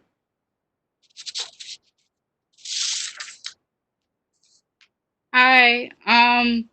I guess most of my questions was mainly pertaining to like if there was going to be like I guess a graduation and if like what were the alternatives, but I don't know if you guys have that answer right now. But I mean, I guess that would be my question. Thank you for that question. And I think the chancellor has spoken about this from the DCPS, the DCPS perspective. We're not going to be in a position as a city to host any gatherings, on the timeline of graduations. And so at this point, we won't be having graduation ceremonies. The schools are certainly all looking at ways that they might be able to honor and celebrate the extraordinary accomplishment of seniors that are finishing, potentially virtually or in other ways. And the chancellor has said that once as a city, we are actually able to come back together physically and in congregations, that we'll also look for ways that we might be able as a city to honor the class that's graduating this year. Thank you. Mr. Sullivan. Thank you. I just had a couple questions. One of them was already answered about internet connection, because I know like with distance learning, that's like a bit of a challenge if not everyone has equal access to internet. But I don't know if this falls in your realm, but do you know what is happening or what people are discussing for the Marion Barry Summer Youth Employment Program? And something that like, I don't know if I read about it, I just heard it was like, there could be other ways to pay students over the summer by like some sort of like distance learning, like summer schooling, something to that extent. I was just wondering if those conversations would be had. Yeah, thank you, Alex. In fact, the Department of Employment Services that runs the Summer Youth Employment Program is one of the agencies in my cluster.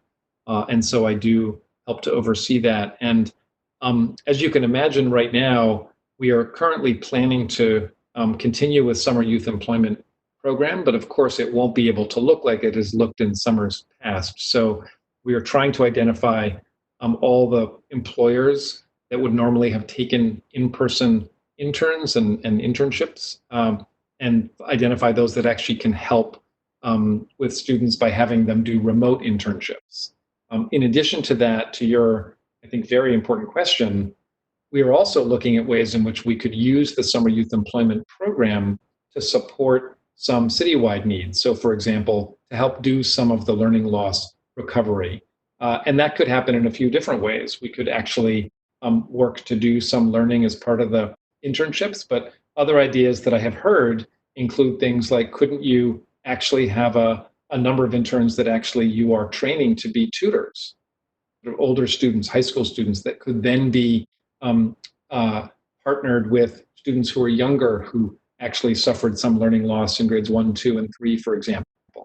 So their internship then becomes tutoring. So they are learning an important skill. They're learning about what it means to become something of a teacher, but they're also contributing greatly to a new need that the city has. And so there are a number of ideas like that that we're working on. So that would be my answer. Thank you. Mr. Batchelor. Thanks, and thank you, Deputy Mayor. Most of my colleagues have asked all of my questions, but did want to underscore, my thoughts around, making sure we hone in on the Summer Youth Employment Program, additional mental health supports. That residual trauma from this experience is really important to address early on.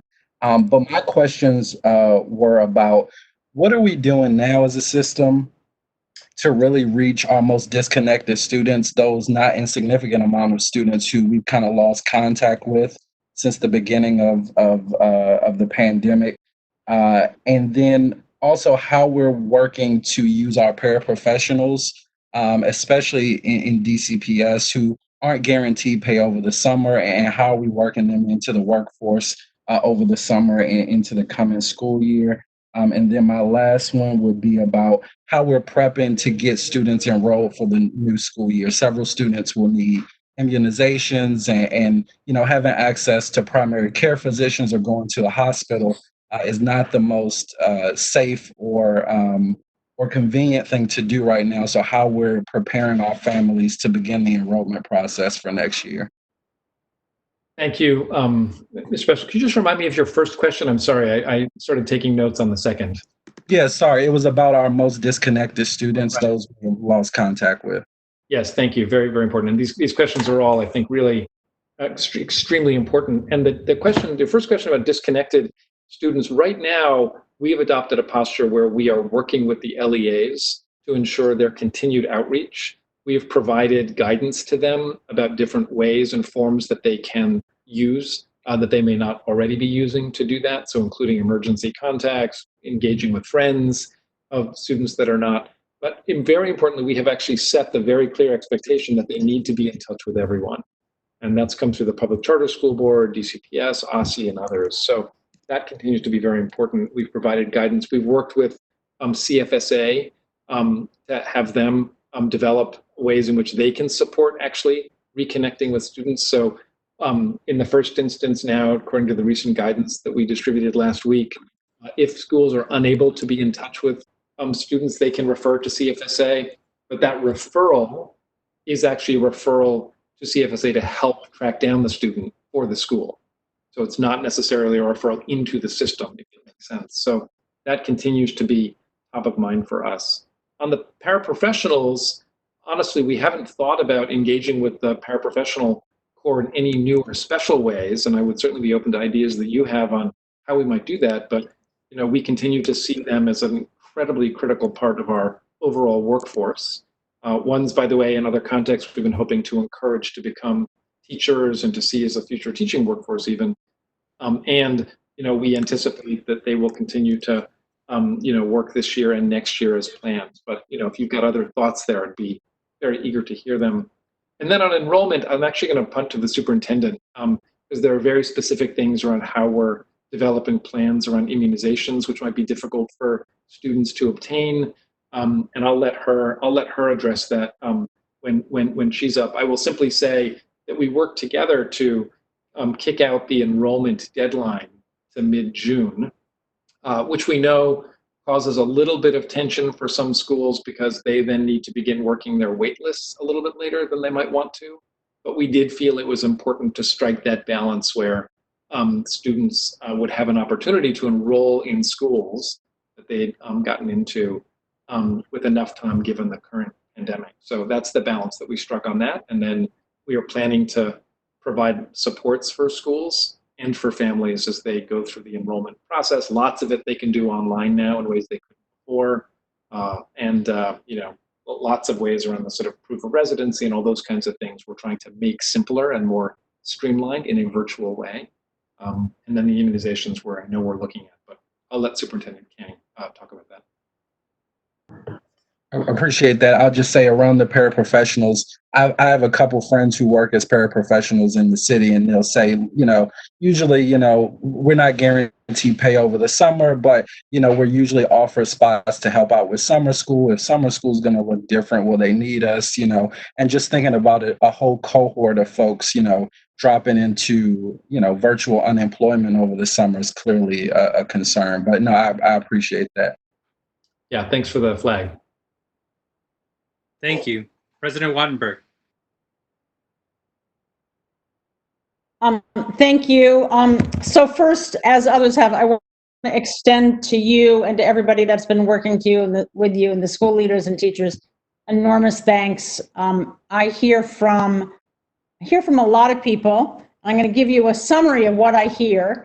Not all of it great, but what everybody thinks is that people move so quickly to just change 180 degrees what they were doing. And I just think there's an enormous amount of appreciation for that. So to you and to all of your folks, many, many thanks. I want to do some summary of what I've heard, just so you have it on your plate, and then I have a question. One thing I will say is people are I'm hearing a lot that people are very upset that the enrollment date was moved forward. I'm sorry, the stop date was moved forward, and they didn't have a sense of it. I think people every part of their life is so thrown up in the air, and then to have one more thing, people are very affected by it. And what they say is, please let us know when you know when school is going to start, as soon as you possibly can. So I just passed that on, I think on behalf of so many people, just as soon as you know, to give people a sense of it. So that's just one thing I wanted to get out there.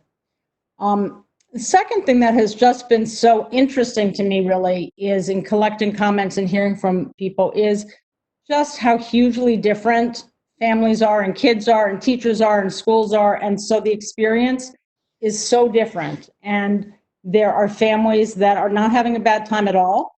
The kids are fine. And then there's families that are really, really struggling in the sense that their students can't deal with the remote learning. And that is really a problem. And I want to come back to that. I'm also hearing that in different schools, there's such different amounts of time devoted to synchronous learning versus packets or something that's non-synchronous.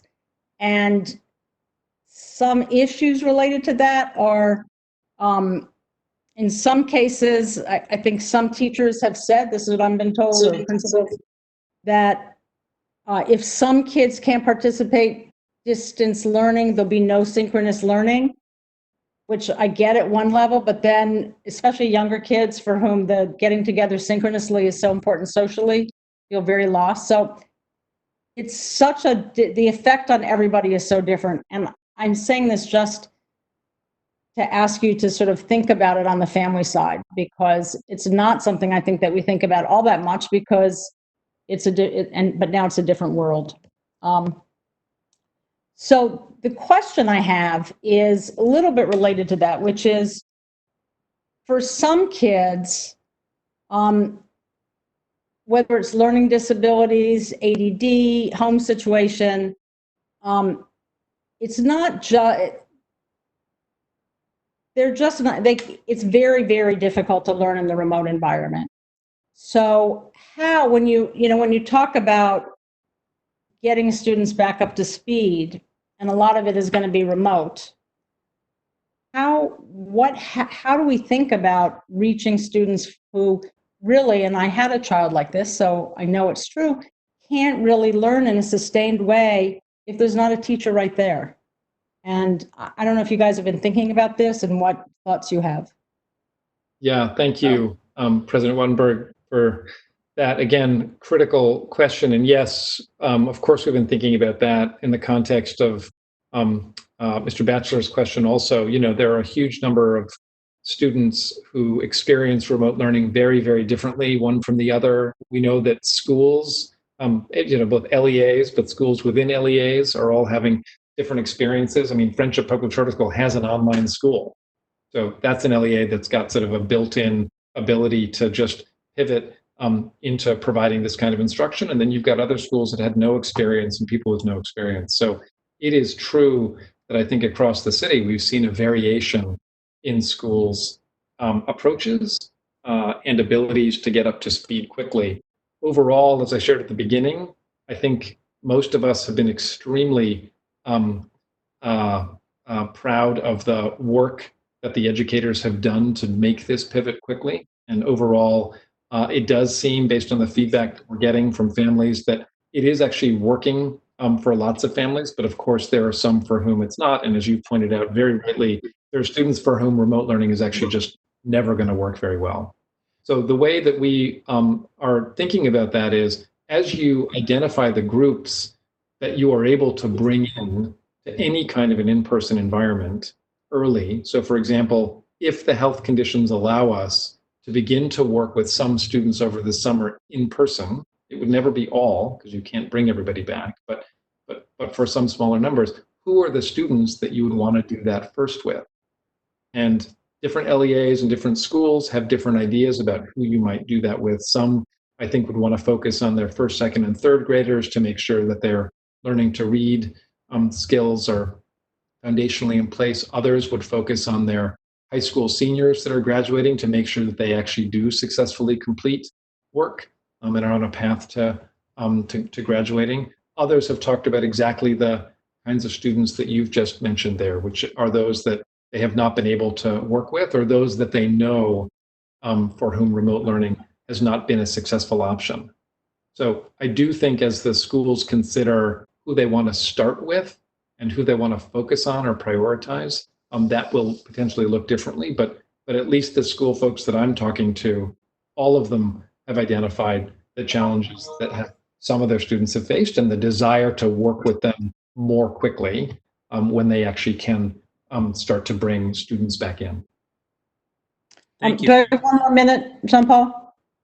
We're at 7 minutes now, but if you have one more question, we can follow up maybe with the Deputy Mayor's office after the hearing.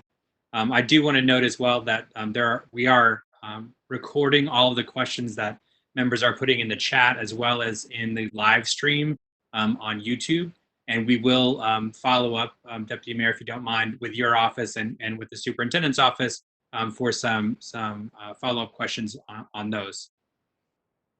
And in saying goodbye, let me just say this, which is, I know as people raise, one of the issues that is going to come up is how to know where kids are and what progress has been made. And as you know, that is an issue that has been an issue for the board, how the ratings work. And we would love to be in touch with you about that as we go forward and as you go forward. And thank you very, very much for coming. We really appreciate it. Well, thank you all for the engagement and for the excellent questions and for all of your work during this time. As I said, I think we're really seeing the best of the city throughout this crisis. So I appreciate all of your work. Thank you. Okay. All right. As I mentioned at the start of the meeting, to ensure that there's both an opportunity for resolutions to be discussed and to keep the meeting to a time limit, we're going to use a different system tonight. I think everybody's on board for this. It is certainly just in a parliamentary sense. If people object, you can object, but hopefully it will work. The plan is as follows. I'm going to ask for a single motion and a second to move and block the 6 items on our list. Then for the resolutions on the census, protecting homeless students, recruitment and retention of Latino teachers, and the adoption of the state board's new report on teacher attrition, I'm going to recognize someone to motivate it. And then if there is an opponent, I will recognize one person in opposition and we can go from there. And then we'll do that for that set of resolutions. Then we'll come back to the final set and do a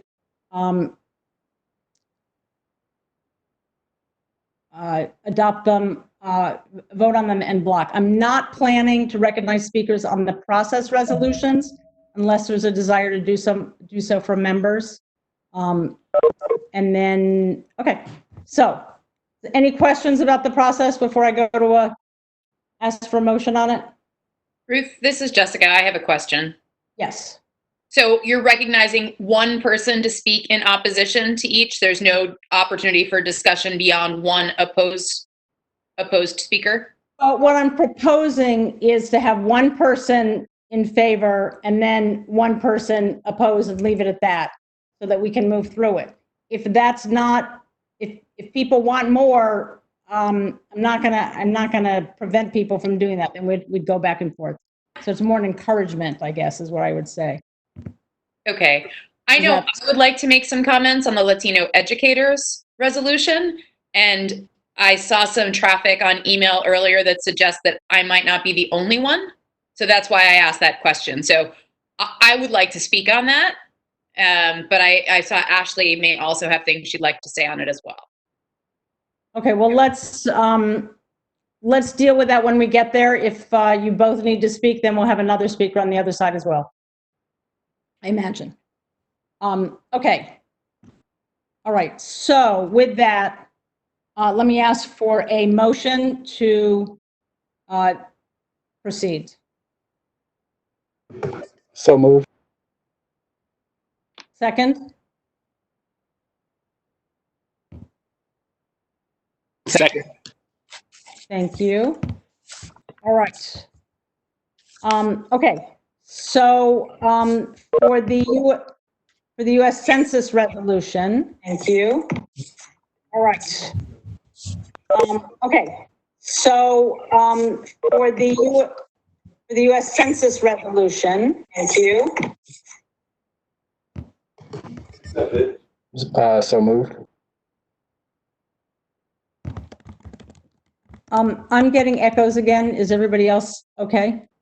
I thought we were voting on, we're just voting them one by one. No, we're gonna take the four, what I'm calling the content resolutions, one by one in terms of hearing a reservation of it and an opposition if there is one, and then we will vote on them as a block, unless somebody wants to pull one out, but that's the plan. Okay. All right, so to motivate the census resolution. So moved. No, do you want to speak to it, Mr. Batchelor? Oh, I'm sorry. Yes. It's all moved at this point. Got you. No, I forgot it was in the consent. No, one, I want to thank everybody, all of my colleagues who've been engaging in the process to get our neighbors really engaged in the census process. Obviously, we had a guest from the Census Bureau earlier this month who really outlined in really real ways how the results of the census and how our participation will impact the investments that happen in our communities over the next decade. And we know that now more than ever, as we recover economically, both as a city and as a country, how important that is, that all of our communities get the fair share that we need. And so I'm really excited that the board as a body is also working to lift up the awareness that all of our neighbors should continue to engage in this process, that we all need to be counted, and that it really matters very tangibly in what happens in our communities in the years to come. So again, I want to thank all of my colleagues for all you've done so far, and hope that we promote this resolution as another reminder to our neighbors that they've got to get counted as well. President Wattenberg, this is John Paul. I believe Ms. Burton actually has a question related to the census resolution. Hi, I was wondering, were they ever considering postponing the census? I know it happens every 10 years, but with the pandemic going on, the numbers aren't going to necessarily be accurate. So was that ever, I guess, could that happen, or would that it's just not how it works as far as the 10-year rule? Madam President, if I could take that one. Dayja, this is John Paul again. So that is actually a really interesting question, and it was never considered to postpone, but it was discussed. And part of the reason that they decided not to is because this year's census has moved online as a large portion of it, and so it was deemed that it wouldn't be something that would need to be postponed, which is one of the reasons that we in collaboration with the U.S. Census are promoting making sure that as many people as possible fill it out online or through the cards that you receive in the mail. But it's a really great question. Well, like, what if someone fills out the census and then they pass away? Then technically that number, like the numbers. So the census is always a point in time, and it's always a an average. It's not actually a count of every single person. There's a formula that goes into place on sort of, and it's way more math than I can do, but there's some sort of algorithmy thing that comes up and provides the estimates on how many people are actually in individual census tracts throughout the country, which then are added together for an estimate of how many people are in the country itself. Understood. Thank you so much. I'd like to just ask a question to what Dayja was talking about. The same problem that we're having in the city with access to the internet is probably exacerbated throughout the country. And it seems to me that would be the biggest problem, is who has access even to Wi-Fi, not just having a computer, but having access to Wi-Fi. Yeah, it certainly is a question. And in many rural areas, they are still using the paper form in order to help combat some of that. The census itself can actually be done on a phone, so it doesn't necessarily have to have a computer or something like that in order to access. But you're right. I mean, accessibility across the country is certainly a concern for lots of different things, not just the census.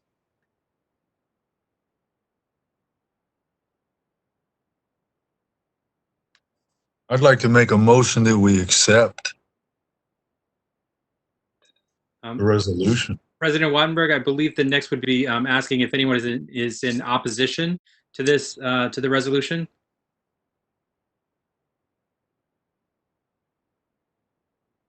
I believe you're on mute, Ms. Wattenberg.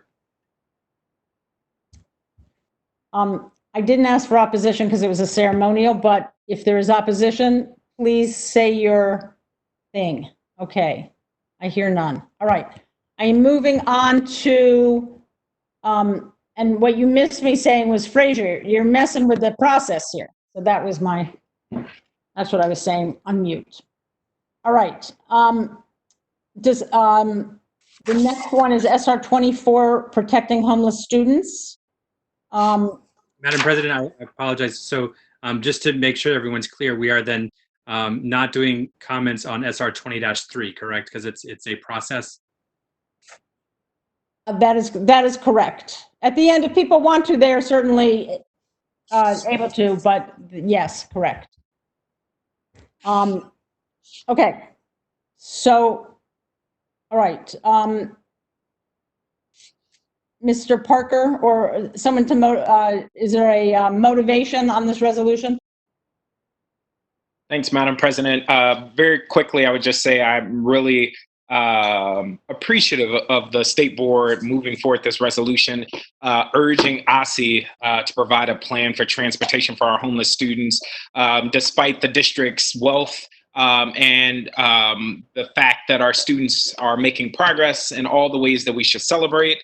It is shown that 1 in 15 DC students are in fact homeless, and that is compared to 1 in 30 average nationwide. And we also know in Ward 5 in particular, although this is not unique to Ward 5, there were highlighted issues with students getting from shelters where they've been housed to schools. And so understanding the numerous barriers that exist to all students and the compounded barriers that exist, in fact, to our homeless students, I am proud to stand with you all in urging OSSI to create a plan and greater supports for our homeless youth in order for them to thrive. And Mr. Parker, I was alerted that you might have a friendly amendment to your resolution. Yes, that amendment being that given the downfall due to the current pandemic, in the resolution we speak or suggest rather that personnel is hired to account for creating this plan, and I would recommend that we strike that, just given the current pandemic and wanting to be sensitive to the budgetary constraints that the district is having right now. So to clarify, that would be, the amendment would be removing lines 76 through 80 on the resolution. Okay, so that's now what's in front of us is that resolution with that friendly amendment. Any opposition? You heard? All right. I am next going to SR 25, Recruitment and Retention of Latinx Teachers. Hold on, real quick. Can I speak very quickly on the homeless resolution? Yes. Zachary, there was some email traffic earlier today, and I had a question in striking a sentence in the homeless provision that says we recommend OSSI recommend OSSI requires them to break out. I'm asking for us to strike the words require And the word preceding that in the resolution. A friendly amendment to remove that as well.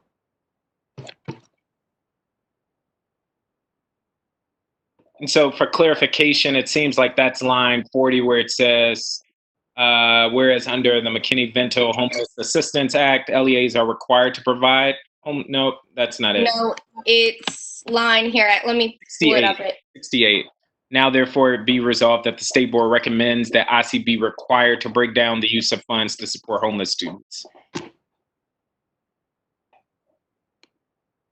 And so would it be satisfying to say that OSSI break down the use of funds to support homeless students? And that's fine. Okay. That is totally fine with me. I'm not sure of the process, President Wattenberg, but If that's fine with you and nobody else objects that it completely changes the meaning of the resolution, I think we can just go with that as a friendly amendment. so just to clarify, to make sure we're all on the same page. And of course, I just lost the screen. Okay, here we go. So line 67 and 68 with that amendment would read, now therefore be it resolved that the State Board recommends that OSSI break down the use of funds to support homeless students so that OSSI can better determine what next steps and recommendations should be. Yes. Thanks. Any opposition? Seeing none, I am going to SR 20-5, recruitment and retention of Latinx teachers. Ms. Gasoi, you like to motivate that? Yes, I would. Thank you so much, President Wattenberg. First of all, I would like to thank everybody who helped to inform and shape this resolution, and especially the many teachers and my colleagues on the board who provided ongoing input through multiple drafts of this resolution. I think the urgency to create improved pathways for recruitment and retention of Latino, Hispanic, and Latinx teachers has been made clear by the impassioned testimony we heard from teachers both earlier this year and by the outpouring of written testimony we received in advance of this meeting. I think there were like 18 teachers writing in. So I just want to highlight a few points from the resolution, which is, first of all, that it builds on the SBOE's work around teacher retention, and that there is a significant gap between Latino teachers and students, and that gap is more pronounced in some wards, including my ward, Ward 1.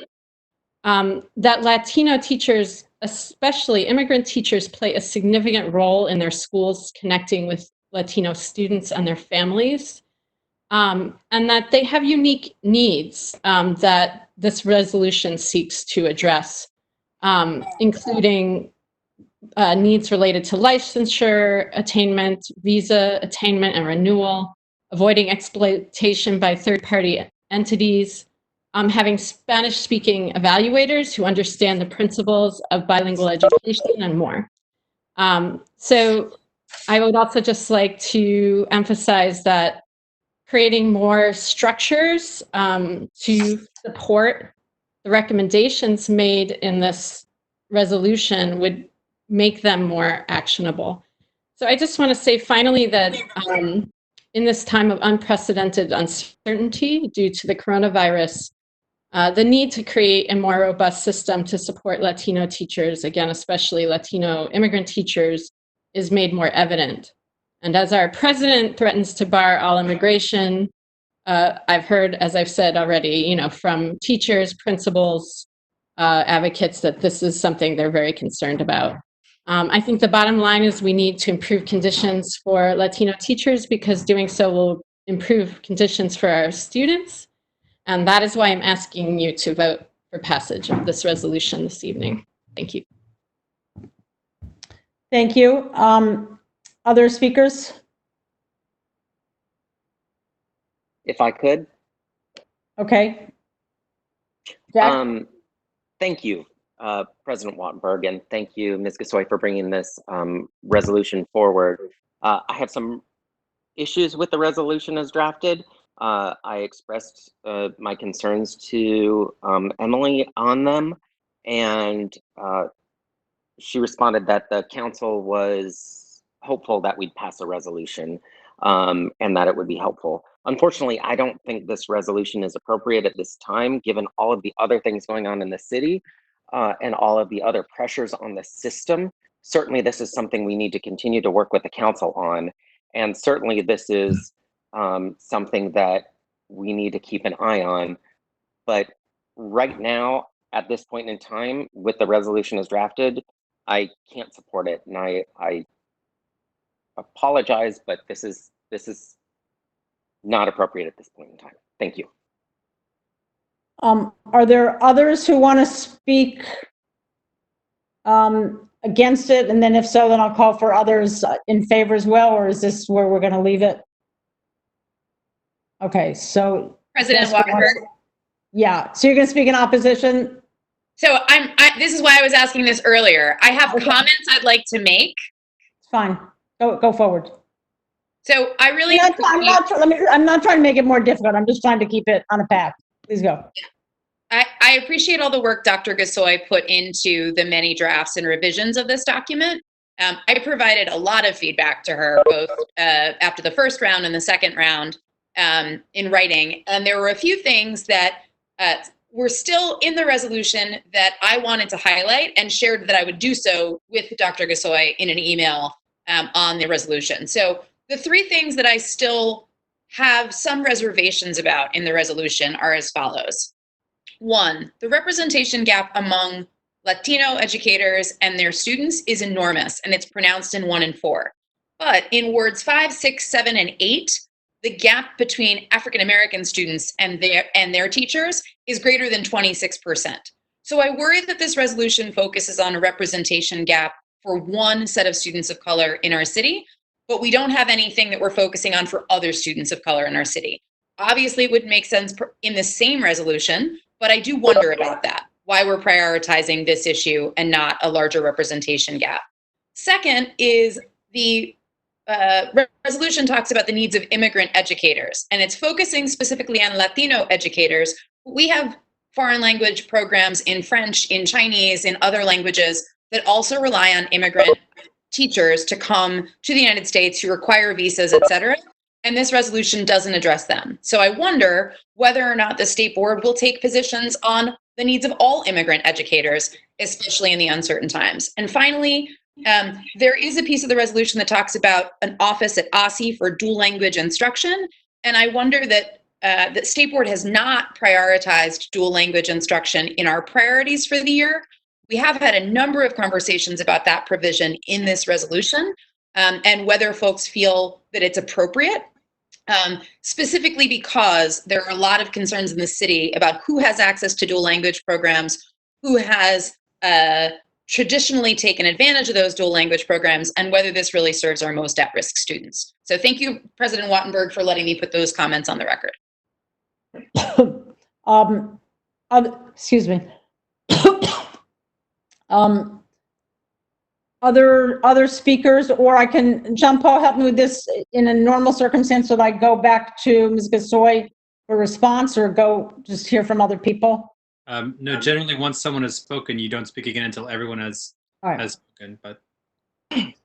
I'll jump in here, and I hope that we can continue moving along here. I would just say, one, Dr. Gasoi, Representative Gasoi, I appreciate the commitment you've had to this issue, as well as your willingness to hear from colleagues. We've had numerous conversations amongst us as a board around being more receptive to differing views, and I think your attempts to adhere to different points of feedback is appreciated there, and it is not lost on me. Secondly, I would just say we've just heard powerful reflections earlier from our student representatives and other students as it relates to social studies. And I just want to remind us, even though the issues of disparities amongst other racial groups and ethnic groups is certainly an issue, that should not deter us from highlighting the need for greater supports and emphasis on Latino immigrant and supports for teachers. So I am proud to support this. I applaud Representative Gasoi's efforts to adhere to different points of feedback. And I welcome my colleagues who have expressed concern over this being too focused on one group to work together to make sure that we pass other points of resolutions for African Americans and other racial and ethnic groups so that we can be more representative of the student bodies that we serve. So again, I just want to throw in my support. I do plan to support it, but hats off to you, Representative Gasoi, for not only listening to the board, but being responsive to your community and your schools. Thank you. Thank you. Thank you. Others? Ms. Macleay?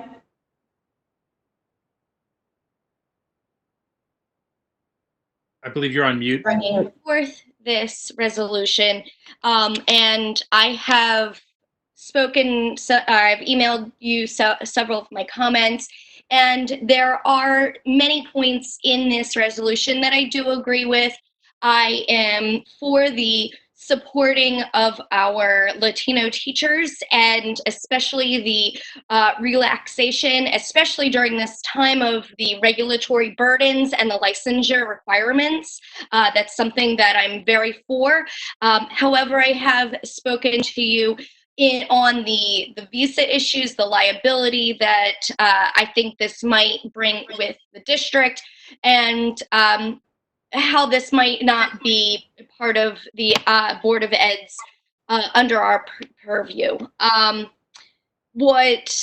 I don't want to take that away, but I think this was a very large resolution with multiple points in the resolution, and because I cannot support all of the points within the resolution, it means I can't support the resolution in its entirety. So it's not that I'm not for the supports of our Latino teachers, our dual language, but during this time period, I don't think it's necessarily the best time to be starting up our dual language center in OSSE, and really I don't think that's this at this point in time is where we need to focus our attention and our resources, especially when we are trying to cut budgets extensively. Other speakers? President Wattenberg, I'll just say very quickly, I'll be voting in support of the resolution, and I thank Dr. Gasoi for her thoughtfulness and for being a fierce advocate for the members of her community. And while I understand the difficult position that all of us are going to be in as a system and how we best educate our students, I think now more than ever, it should be our imperative to imagine what our school system should be for all of our students, as opposed to tempering our hopes and our aspirations in the face of this crisis. So I think now more than ever, this is an appropriate time for all of us as elected representatives in the education space to say on every point what we think our school system should be for our students as we move to change it permanently so that all of our students get the access to the education they need and the access to the educators that'll best support their learning. So thank you. I'd like to just mention that as someone who worked in a building with a lot of Latino and other language teachers and is now representing schools like Coolidge and McFarland, Powell, and Roosevelt, where there are significant numbers of students and teachers that I support it completely. Any others? I would, okay, can I call on Ms. Gasoi to respond? Jean Paul, under Roberts, or can I cede her my time? Sure. How would we do that? Sure. Your time. Okay, I'm gonna take 30 seconds of my time just to say how much I appreciated the effort to, on her part, to revise the resolution very substantially from the first draft, which had many more things in it, and to make it much more focused on a narrower set of things, and to take into account most of the comments that I had heard. So I appreciate it. I'm going to cede the rest of the time to you, Ms. Gasoi. Thank you so much. So I just want to respond to some of the points that were made first by Dr. Sutter. So I think we've talked about this before, that as the state board certainly supports diversifying our teacher pool, but I think I've tried to emphasize the fact that Latino teachers, and especially Latino immigrant teachers, face very unique barriers, both in recruitment and in retention. And so I would like to emphasize that passing this bill or this resolution that focuses narrowly on Latino teachers will only help us in the future when we want to advocate for other diverse groups or groups that have been marginalized. I think it's a real mistake to lump together all groups that are marginalized in our system and assume that they have the same needs. And because, as somebody pointed out, I think it was Ashley, that this is a really long and I will say substantive resolution, I don't think we could have added anything more to it. I think it would have just detracted from what we're trying to, or what I am hoping the board will put forward. So I will just say that. I think to your point about, sorry, no, I don't remember your other points, but I'll come back. To Ashley's point about liability, I think it's a good one. I hadn't thought of that before. I think it's the kind of thing, there's always going to be obstacles when something is passed, but I don't think it's a reason not to go forward. And I think those are obstacles that you address.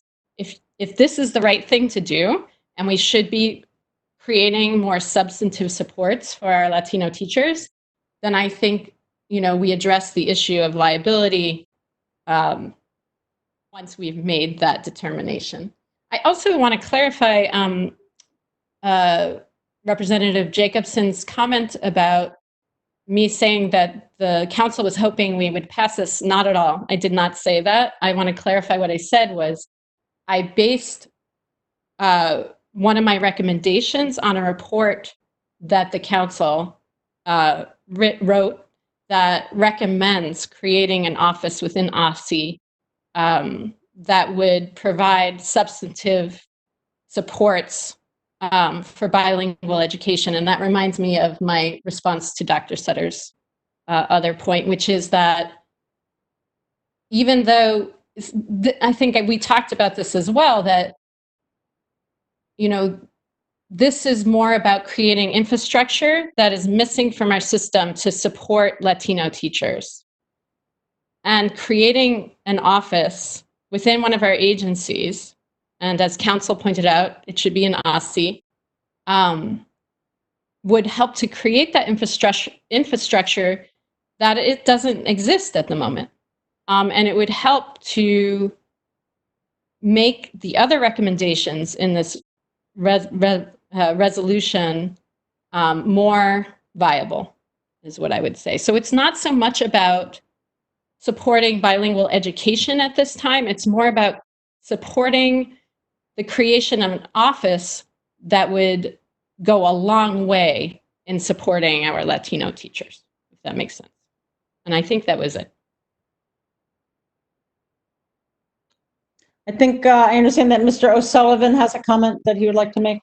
Yeah, thank you.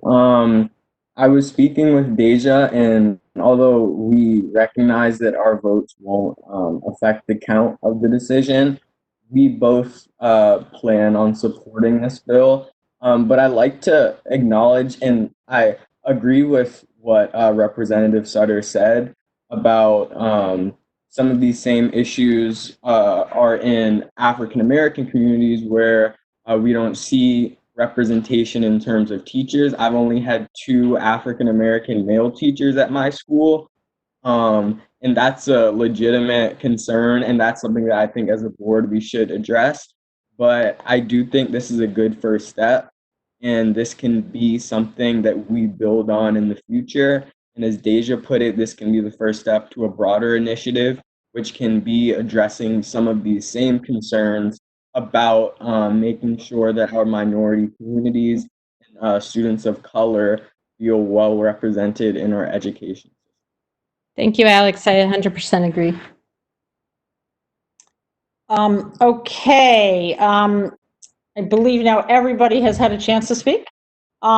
So my plan again is just to continue going, and we're going to do these on block. If somebody wants to pull it out, that is your right as we get to that point, but I'm going to continue right now and ask for the fearless chair of our teacher retention committee, Fraser O'Leary, to introduce the resolution calling for the adoption of our new report on teacher attrition, and to say a few words about it. Good evening, everyone. It's so nice to be here with you. So we finished the survey. Tomorrow is the rollout. Hopefully you'll be getting calls from the press or whatever about the teacher retention survey. I wanted to thank Deputy Mayor Kihn for his support with our teacher retention survey. We didn't get that kind of support from other agencies.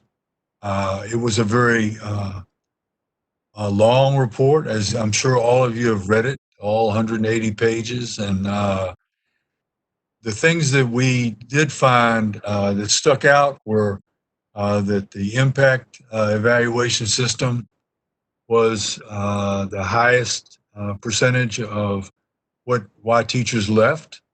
And the second was the school climate and support from their administrations at their schools.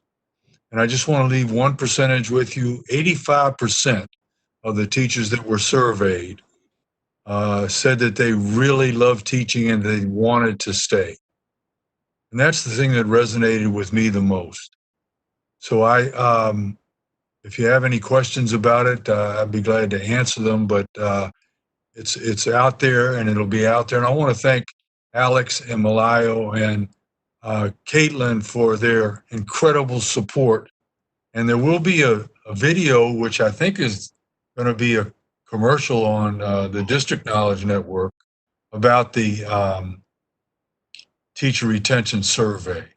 We changed the title, if you remember. It started out as attrition, and I took the executive privilege from since I was in charge of the committee because what we really want is to retain teachers, and we want the system to do everything it can to help those young teachers become older teachers in DCPS and in the charter schools, because the attrition rate in both is higher than the national average.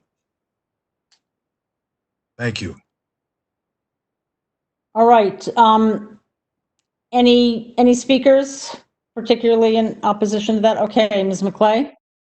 I'm not in opposition. I just want to note the DCPS's response to our report, and I appreciate that they responded to the report, noting the several different pieces of our report, including the limited responses, as well as they mentioned several successes of impact.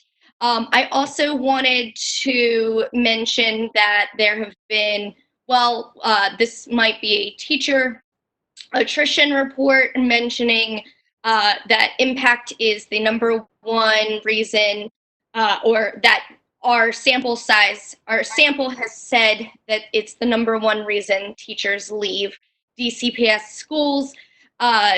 principals have overwhelmingly noted to me, as well as even on a school tour previously last year, principals have in private noted to us the successes of impact and how much they appreciate the evaluation system.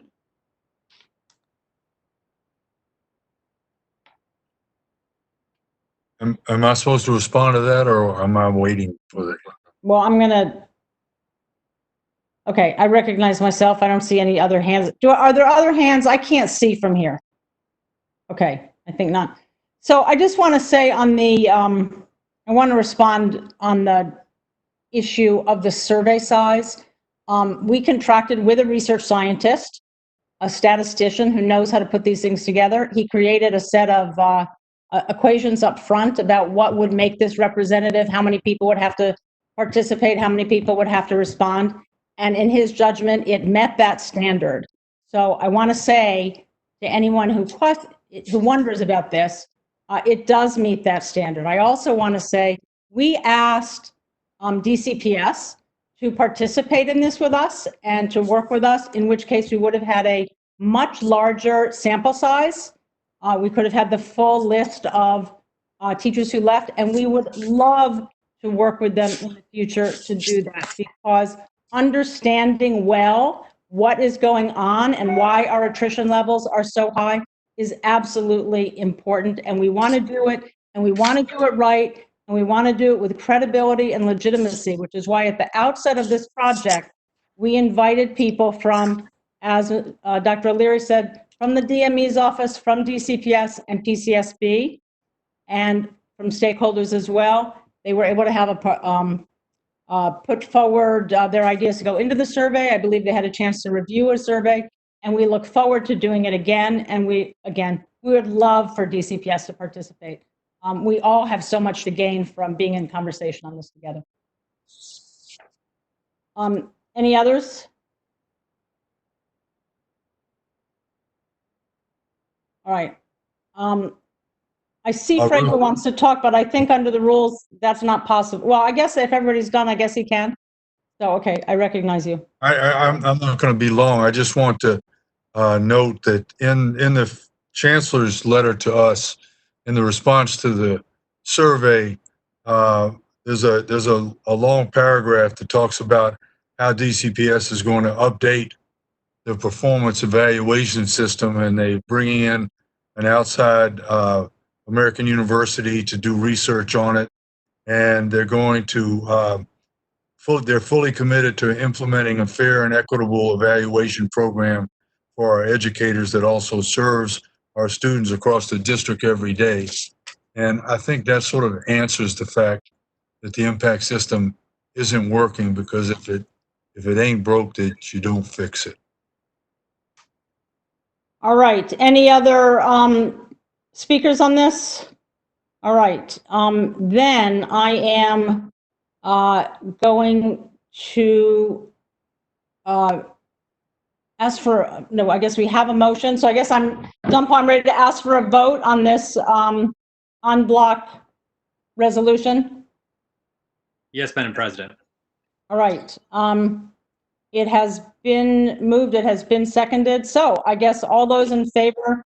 Madam President, yes. because it is not a procedural vote, we do need to do a roll call. Okay. Can I just clarify, we're voting for everything? Yes. Yes, the current motion is for all 6 items, and the items are the census recognition, the committee appointment resolution, the homeless students resolution, the Latino teachers resolution, the departed teacher survey report, and the fiscal year 2021 revised need for appropriations. So the vote is en bloc for all of those items. Dr. Gasoi. I vote yes. Mr. Jacobson. Nay. President Wattenberg. Aye. Dr. O'Leary. Yes. Mr. Parker. Yes. Dr. Sutter. Yes. Ms. Williams. Yes. Mr. Batchelor, Yes. Ms. Macleay, Nay. Ms. Burton, Yes. Mr. O'Sullivan. Yes. Madam President, with a vote of 7-2, the motion carries. Thank you, everybody, and thank you for both participating, both allowing this to go forward efficiently, but also making sure that we had good debate. I appreciate it very much.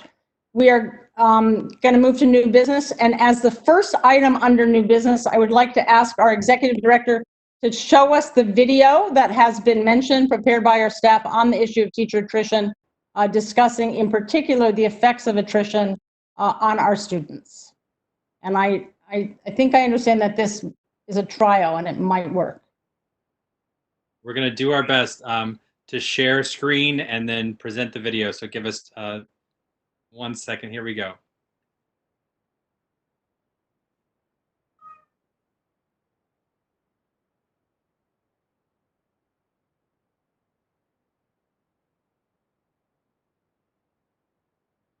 No sound.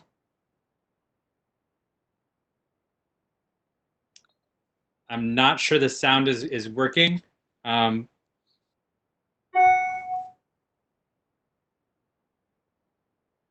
Madam President, I don't believe the share is going to be will work for the audio. Members, we will send you a link. It is now live on YouTube, and we will be able to send it out to you shortly after the meeting. Wait, is it coming in? And suddenly, like, a student has to regain that relationship they had with the previous teacher, and midway through the year when they're in the middle of learning, they're in the middle of rehearsing now. Send the link, John Paul. My teacher left in the beginning of the year, and for the first month or so, we didn't really have anybody in the class, and it was more like just other staff members watching over class. When we went to our next grade, we was a little stuck. Yeah. Staff, if you can stop the video. Yeah, I agree. Thank you for trying, and I just want to say it looks. I saw it. It looks great, and so many thank yous to the staff and to everybody who was involved. And it's great. And I want to say this is an issue that has been on the board agenda for a number of terms, and I really appreciate that everybody has been part of it, and it goes forward, and it's really terrific. And another thank you to Fraser for seeing it through this time. Alex, you look great. Thank you. All right. Anything else on new business or announcements that people want to raise? Mr. Jacobson? Thank you, President Wattenberg. I just wanted to say that I would have voted for everything except the Latino resolution. So I'm in support of everything else, and just wanted to get that on the record. And I do appreciate Emily's work on this, my colleague from Ward 1. Super important. I just didn't think it was timely and appropriate at this time. Thank you. Thank you. Ms. Macleay? In addition to what Jack said, I too only voted no because I couldn't fully support the Latino resolution. I am in support of many of the bullet points within the resolution, and as well as the other resolutions. I just could not vote for the Latino resolution, and therefore my vote in the block was notably for that one resolution. But I do appreciate the time, effort, and energy that went into it, and I do want to support our Latino teachers, as well as the regulatory burdens that they are dealing with right now with teacher licensing. Okay, seeing no other hands, with no further business before the state board, I would entertain a motion to adjourn. So moved. Sutter. This is Jack, second. All right, that was a race. Good. Well done. Before I adjourn, I just want to say congratulations to everybody. We kind of made it. And I apologize that I was the one at the beginning whose computer wouldn't work. But anyway, it has been great. Thank you all very much. And see you virtually sometime soon. And Go go Capitals. Bye. All right, see y'all. Bye, everybody.